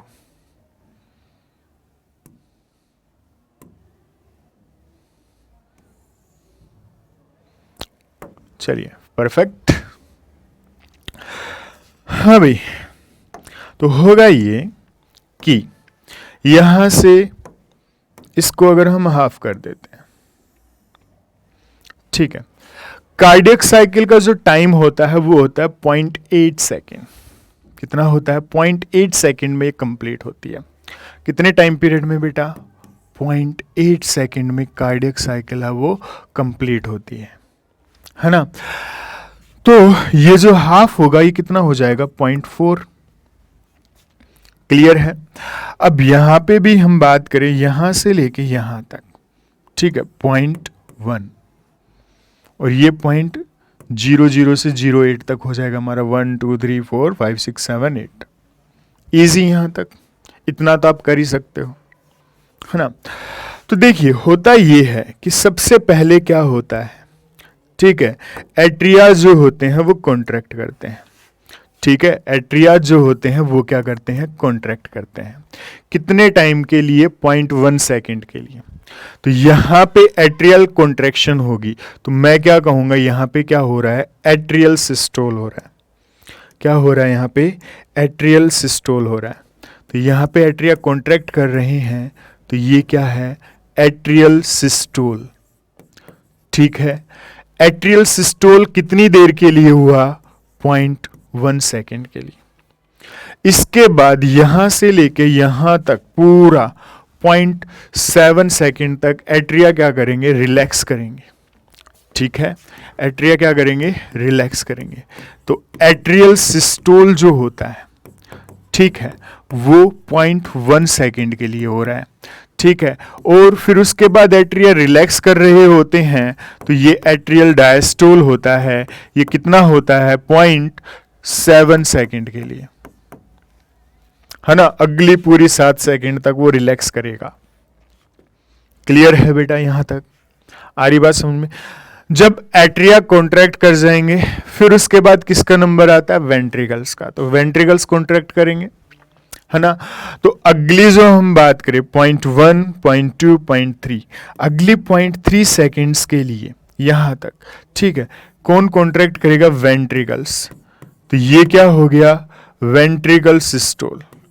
ये क्या हो गया? Ventricle systole. ठीक है, आया समझ में? तो ये है भाई, देखिए वेंट्रिकल सिस्टोल।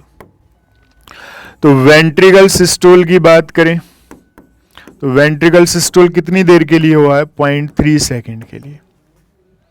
ठीक है, अगली जो हम बात करें, अगली 5 सेकेंड तक वेंट्रिकल्स क्या रहेगा? डायस्टोल। क्या रहेगा? Ventricle diastole.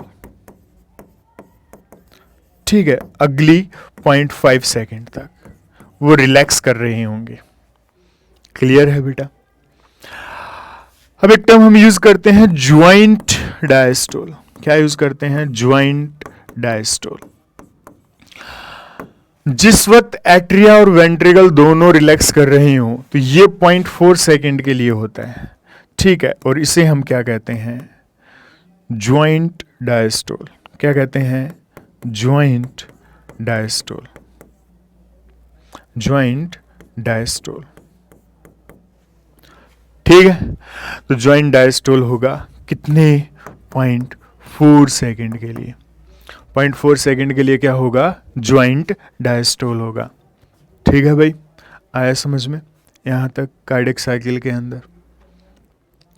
अब होता कैसे है वो समझते हैं बेटा। ठीक है, देखिए भाई, सबसे पहले होगा ये कि जो हम बात कर रहे हैं, होता ये है कि सबसे पहले होगा ज्वाइंट डायस्टोल पे। ज्वाइंट डायस्टोल रहता है, ठीक है, क्या रहता है? ज्वाइंट डायस्टोल रहता है।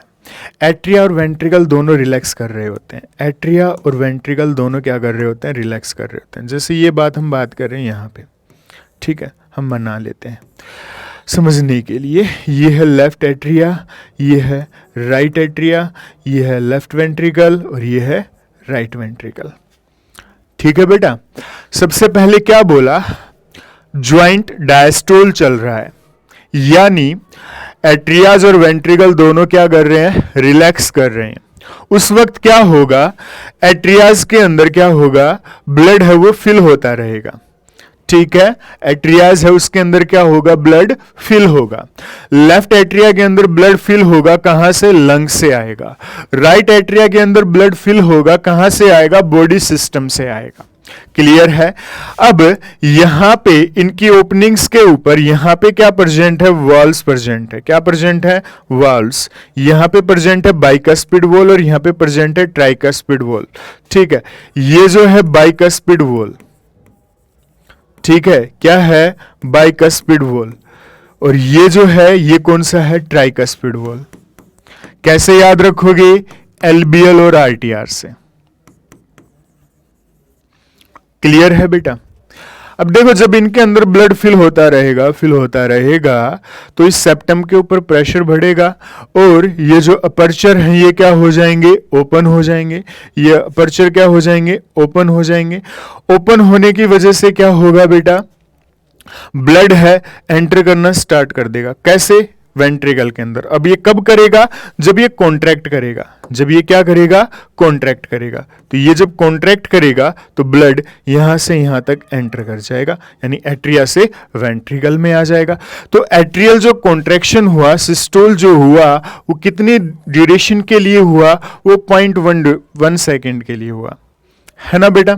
तो एट्रियल ने जब कॉन्ट्रैक्ट किया, ठीक है, तो क्या हुआ? ब्लड सारा कहां गया? किसके अंदर गया? वेंट्रिकल्स के अंदर गया। इजी बेटा, आया समझ में यहां पे? फिर एट्रिया ने रिलैक्स करना शुरू कर दिया। ठीक है, एट्रिया ने क्या करना शुरू कर दिया? रिलैक्स करना शुरू कर दिया। एट्रियल कॉन्ट्रैक्शन कंप्लीट हुई और इंपल्स हम बात करें एवी नोड से एवी बंडल से परकिंजे फाइबर और स्प्रेड हो गए पूरे वेंट्रिकल्स के अंदर। और स्प्रेड होने के बाद वेंट्रिकल्स ने क्या किया? कॉन्ट्रैक्ट किया। जब वेंट्रिकल्स ने कॉन्ट्रैक्ट किया बेटा, ठीक है, अगली 0.3 सेकंड के लिए, अगली 0.3 सेकंड के लिए दोनों वेंट्रिकल्स ने कॉन्ट्रैक्ट किया, तो क्या हुआ, यहां से ब्लड गया बॉडी सिस्टम्स के पास, यहां पे ब्लड गया बॉडी सिस्टम्स के पास, और यहां पे ब्लड गया लंग्स के पास ऑक्सीजनेशन के लिए। आया समझ में? क्लियर है? फिर उसके बाद अगेन ज्वाइंट डायस्टोल है वो शुरू हो गया। तो इस तरीके से कार्डियक साइकिल है वो वर्क करती है हमारी। आया समझ में? क्लियर है यहां तक बेटा सभी को? नेक्स्ट है बेटा स्ट्रोक वॉल्यूम, है ना। स्ट्रोक वॉल्यूम क्या होता है? तो भाई वो अमाउंट ऑफ ब्लड जो एक बार वेंट्रिकल कॉन्ट्रैक्ट करने से रिलीज होती है ना। तो amount of blood, amount of blood release from ventricle या वेंट्रिकुलर सिस्टोल। जब एक बार वेंट्रिकल सिस्टोल होगा तो कितना ब्लड है वो रिलीज होता है? वो होता है 70 ml। कितना होता है? 70 ml। ठीक है।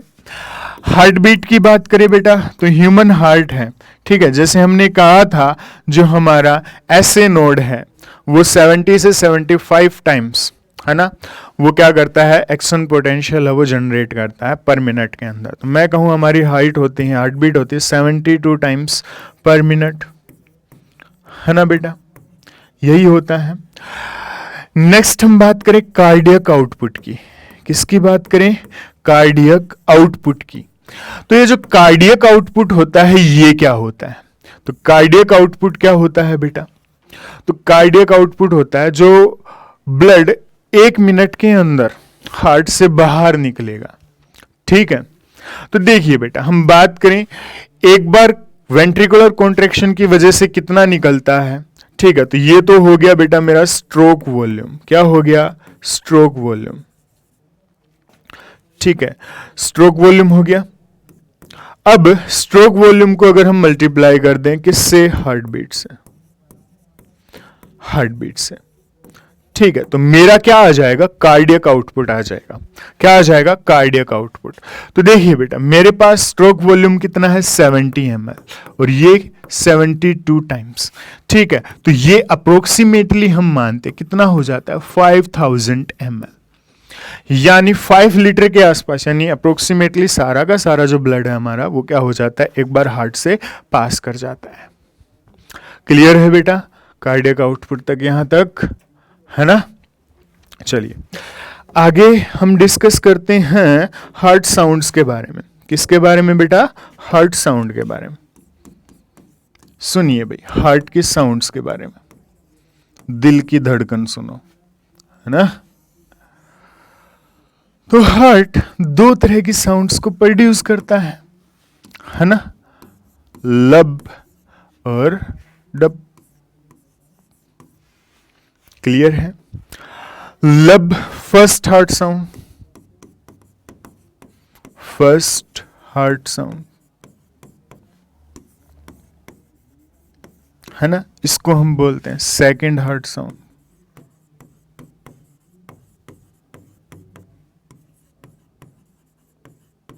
क्लियर है?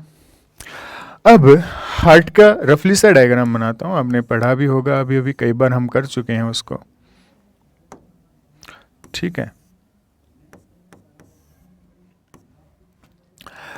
समझिए भाई यहां पे बाइकस्पिड और ट्राइकस्पिड वॉल्स हैं वो होते हैं। ठीक है, यहां पे बाइकस्पिड वॉल और यहाँ पे ट्राइकस्पिड वॉल। तो देखिए बेटा ये है बाइकस्पिड वॉल, जब ये क्लोज होता है, और ये है ट्राइकस्पिड वॉल जब इनकी क्लोजिंग होती है। ठीक है, बाइकस्पिड और ट्राइकस्पिड वॉल की, तो फर्स्ट हार्ट साउंड है वो प्रोड्यूस होती है। ठीक है, closing of bicuspid and tricuspid wall. ठीक है, bicuspid valve and tricuspid wall, इनकी क्लोजिंग की वजह से क्या होती है? साउंड प्रोड्यूस होती है जब ये क्लोज करते हैं। अब ये क्लोज क्यों करते हैं? देखिए बेटा, जब वेंट्रिकल्स कॉन्ट्रैक्ट करेंगे, जब वेंट्रिकल्स कॉन्ट्रैक्ट करेंगे, ठीक है, तब ये क्या हो जाते हैं? क्लोज हो जाते हैं। क्लियर है बेटा? आ रही बात समझ में? नेक्स्ट हम बात करें सेमीलूनर वॉल्व्स, है ना। सेमीलूनर वॉल्व्स की वजह से, तो सेमीलूनर वॉल्व्स की वजह से जो हार्ट साउंड प्रोड्यूस होती है, ठीक है, वो क्या कहलाती है बेटा? हमारी dub sound, second heart sound. ये कब प्रोड्यूस होगी? देखिए बेटा, यहाँ पे जब वेंट्रिकल्स कॉन्ट्रैक्ट करेंगे तो क्या होगा, यहाँ पे जो सेमीलूनर वॉल्व्स हैं वो प्रेजेंट होंगे। ये ओर्टा है बेटा, हमारी मेन आर्टरी, है ना। तो यहाँ पे आपके ओरेक्टिक वाल्व्स हैं, और यहाँ पे पल्मोनरी ट्रंक होता है ना, ये वाला। यहाँ पे ये जो वाल्व्स हैं सेमीलूनर वॉल्व्स हैं और ओरेक्टिक वॉल्व्स हैं, है ना। या मैं कहूँ पल्मोनरी वॉल्व्स और ओरेक्टिक वॉल्व्स, ये सेमीलूनर वॉल्व्स के टाइप्स हैं, ठीक है। इनकी वजह से सेकंड हार्ट साउंड है वो प्रोड्यूस होती है। नेक्स्ट आ जाते हैं बेटा, अब हम सबसे लास्ट टॉपिक के ऊपर हमारे चैप्टर के, ठीक है। वो क्या है? हार्ट के कुछ डिसऑर्डर्स के बारे में, ठीक है। कुछ डिसऑर्डर्स के बारे में मैं पढ़ने वाला हूं या पढ़ाने वाला हूं आपके हार्ट से रिलेटेड। तो सबसे पहला जो डिसऑर्डर है वो है बेटा हमारा, कौन सा है? बोलो बोलो बोलो, कौन सा पढ़ना है? ठीक है, तो बेटा सबसे पहले हम पढ़ते हैं एथेरोस्क्लेरोसिस, या हम कहें कोरोनरी आर्टरी डिसऑर्डर, सीएडी के बारे में पढ़ते हैं। चलो, सीएडी, ठीक है। Full form coronary artery disorder, coronary artery disorder. होता क्या है इसके अंदर? ये है कोरोनरी आर्टरी। कोरोनरी आर्टरी होती क्या है?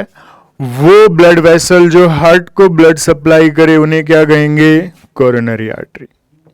जब डाइट के अंदर कोलेस्ट्रॉल, फैट वगैरह ये ज्यादा हो तो वो डिपॉजिट हो जाता है आर्टरीज की वॉल्स के अंदर। यहाँ पे ये क्या हो गया? डिपॉजिट हो गया।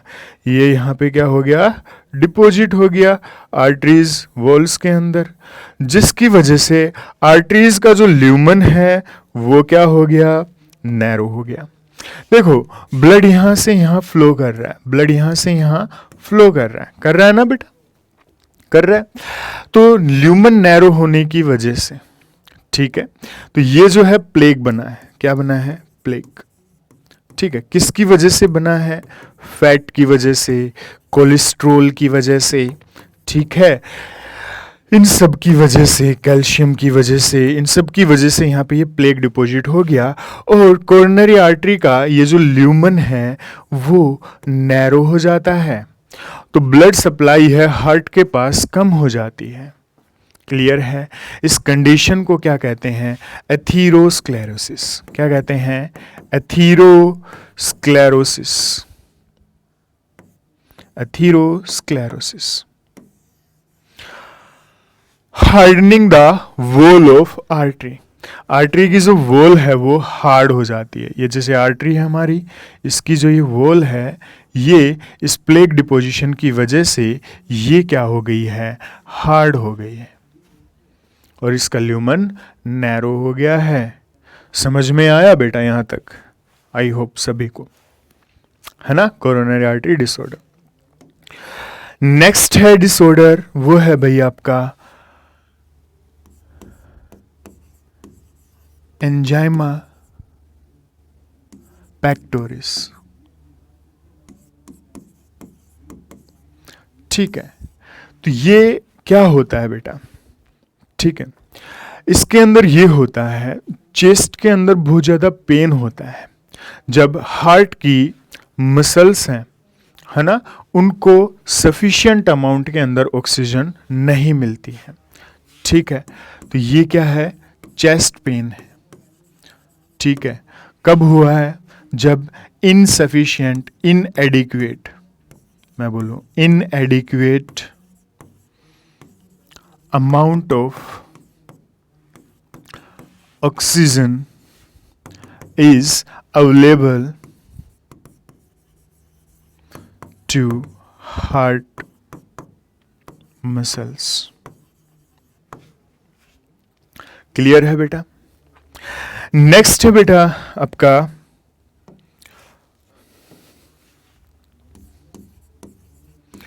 कार्डियक फेलियर, या मैं कहूं हार्ट फेलियर। कार्डियक फेलियर या हार्ट फेलियर, जैसा नाम इंडिकेट कर रहा है। इस वक्त क्या होता है, हार्ट है ना बेटा, वो फेल हो जाता है। क्या प्रॉपर जो हम बात कर रहे हैं, वो जितनी ऑक्सीजन की रिक्वायरमेंट है हमारी, वो उसको फुलफिल नहीं कर पाता। उसको फुलफिल करने के अंदर वो फेल हो जाता है। ठीक है, तो ये क्या है, it is the failure of heart. It is the failure of heart to fulfill the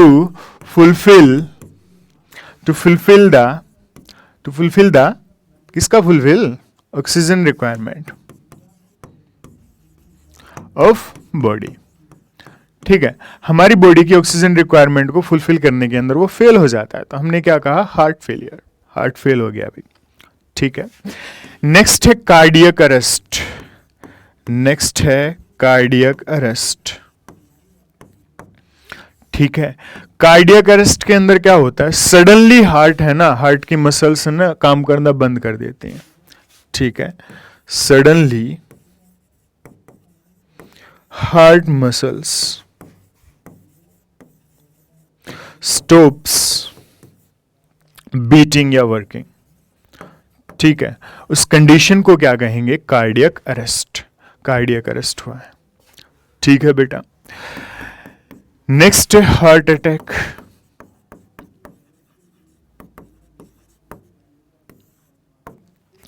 ठीक है भाई, हार्ट की जो टिश्यूज है उनका डैमेज हो जाना। ठीक है, और कोरोनरी एथेरोस्क्लेरोसिस है, उनके कारण भी ये हमें देखने को मिलता है। हार्ट अटैक है वो आ जाता है। ठीक है भाई, समझ में आया यहां तक सभी को? क्लियर?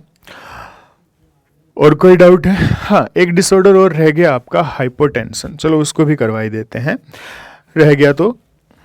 हाइपोटेंशन क्या होता है? ठीक है, हाइपोटेंशन, और एक होता है हाइपरटेंशन। ठीक है, चलो इनको करने से पहले थोड़ा सा हम डिस्कस करते हैं ब्लड प्रेशर के बारे में। बीपी, ब्लड प्रेशर, है ना? तो ब्लड प्रेशर होता क्या है? ठीक है, देखो ये हमारी ब्लड वेसल्स हैं, और इन ब्लड वेसल्स के अंदर क्या फ्लो कर रहा है? ब्लड फ्लो कर रहा है। ठीक है, तो ब्लड जो हार्ट ब्लड वेसल्स की वॉल के ऊपर जो प्रेशर एग्जर्ट करता है ना, उसी को ही क्या कहते हैं? बीपी कहते हैं। क्लियर है? तो ब्लड प्रेशर क्या होता है? प्रेशर एग्जर्टेड बाय, ठीक है, क्या कैसे डिफाइन करोगे? Pressure exerted by blood on walls of blood vessels, on walls of blood vessels। जो हमारी ब्लड वेसल्स की जो वॉल होती हैं उनके ऊपर जो ब्लड प्रेशर एग्जर्ट करता है वो क्या कहलाता है? बीपी, है ना? अब बीपी जो होता है इसके अंदर दो चीजें इन्वॉल्व होती हैं। एक होता है सिस्टोलिक ब्लड प्रेशर और एक होता है डायस्टोलिक ब्लड प्रेशर। तो जो सिस्टोलिक ब्लड प्रेशर जब सिस्टोल फेज के अंदर, यानी कॉन्ट्रैक्शन, जब वेंट्रिकल्स कॉन्ट्रैक्ट कर रहे होंगे उस वक्त ब्लड वेसल्स के अंदर जो प्रेशर होगा, आर्टरीज के अंदर जो प्रेशर होता है वो क्या कहलाता है? Systolic blood pressure. इसकी जो अमाउंट होती है वो होती है 120 mm ऑफ Hg। ठीक है, डायस्टोलिक ब्लड प्रेशर जब वेंट्रिकल्स रिलैक्स कर रहे होंगे उस वक्त आर्टरीज के अंदर जो ब्लड प्रेशर होता है वो कहलाता है आपका डायस्टोलिक ब्लड प्रेशर। तो जो डायस्टोलिक ब्लड प्रेशर है इसकी अमाउंट होती है 80 mm of Hg। Blood pressure को मेजर करने के लिए जो इस डिवाइस का हम यूज करते हैं वो क्या कहलाता है? स्फेगोमैनोमीटर। क्या कहलाता है? स्फेगोमैनोमीटर। क्लियर है बेटा? अब देखिए हाइपरटेंशन क्या होता है। ठीक है, हाइपरटेंशन यानी हाई बीपी। ठीक है, जब ब्लड प्रेशर बहुत ज्यादा हाई हो, हाई ब्लड प्रेशर। ठीक है, ब्लड प्रेशर जब बहुत ज्यादा हाई हो, उस कंडीशन को क्या कहते हैं? हाई बीपी, है ना, या हम कहें हाइपरटेंशन। कितना ज्यादा हो, हम बात करें, हम कहें 140/90 या 100। ठीक है, इससे अगर ज्यादा होता है, इससे अगर ज्यादा होता है तो वो क्या कहलाता है? आपका हाई बीपी कहलाता है। क्लियर है? इससे अगर ज्यादा है तो। क्लियर है? लो बीपी की बात करें बेटा, ठीक है, तो लो बीपी हम मान लेते हैं कितना? ठीक है, 100/60, है ना। इससे अगर क्या है? कम है। इससे अगर क्या है? कम है। ठीक है, इससे अगर कम है तो ये जो बीपी है ये क्या कहलाएगा? आपका लो बीपी कहलाएगा। क्लियर है? और इस कंडीशन को क्या कहते हैं? हाइपोटेंशन, है ना। लो ब्लड प्रेशर क्या कहलाता है? Low blood pressure. क्लियर है? High blood pressure mainly affect करता है किसको? कौन से ऑर्गन्स को? हमारे ब्रेन को अफेक्ट करता है, हमारी किडनी को अफेक्ट करता है मेनली। ठीक है, इन ऑर्गन्स को मेनली अफेक्ट करता है। ठीक है, कौन बेटा? हमारा हाई ब्लड प्रेशर। बहुत ज़्यादा हाई ब्लड प्रेशर होने की वजह से क्या हो जाता है? कैपिलरीज हम ब्रस्ट हो जाती हैं और इंडिविजुअल की डेथ भी हो जाती है। क्लियर है? आया समझ में? Okay, done. कोई भी इस चैप्टर की अगर डाउट रह गई हो तो कमेंट बॉक्स में आप ज़रूर, ठीक है, लगातार मेहनत करते रहिए, ठीक है, और हमारे साथ जुड़े रहिए।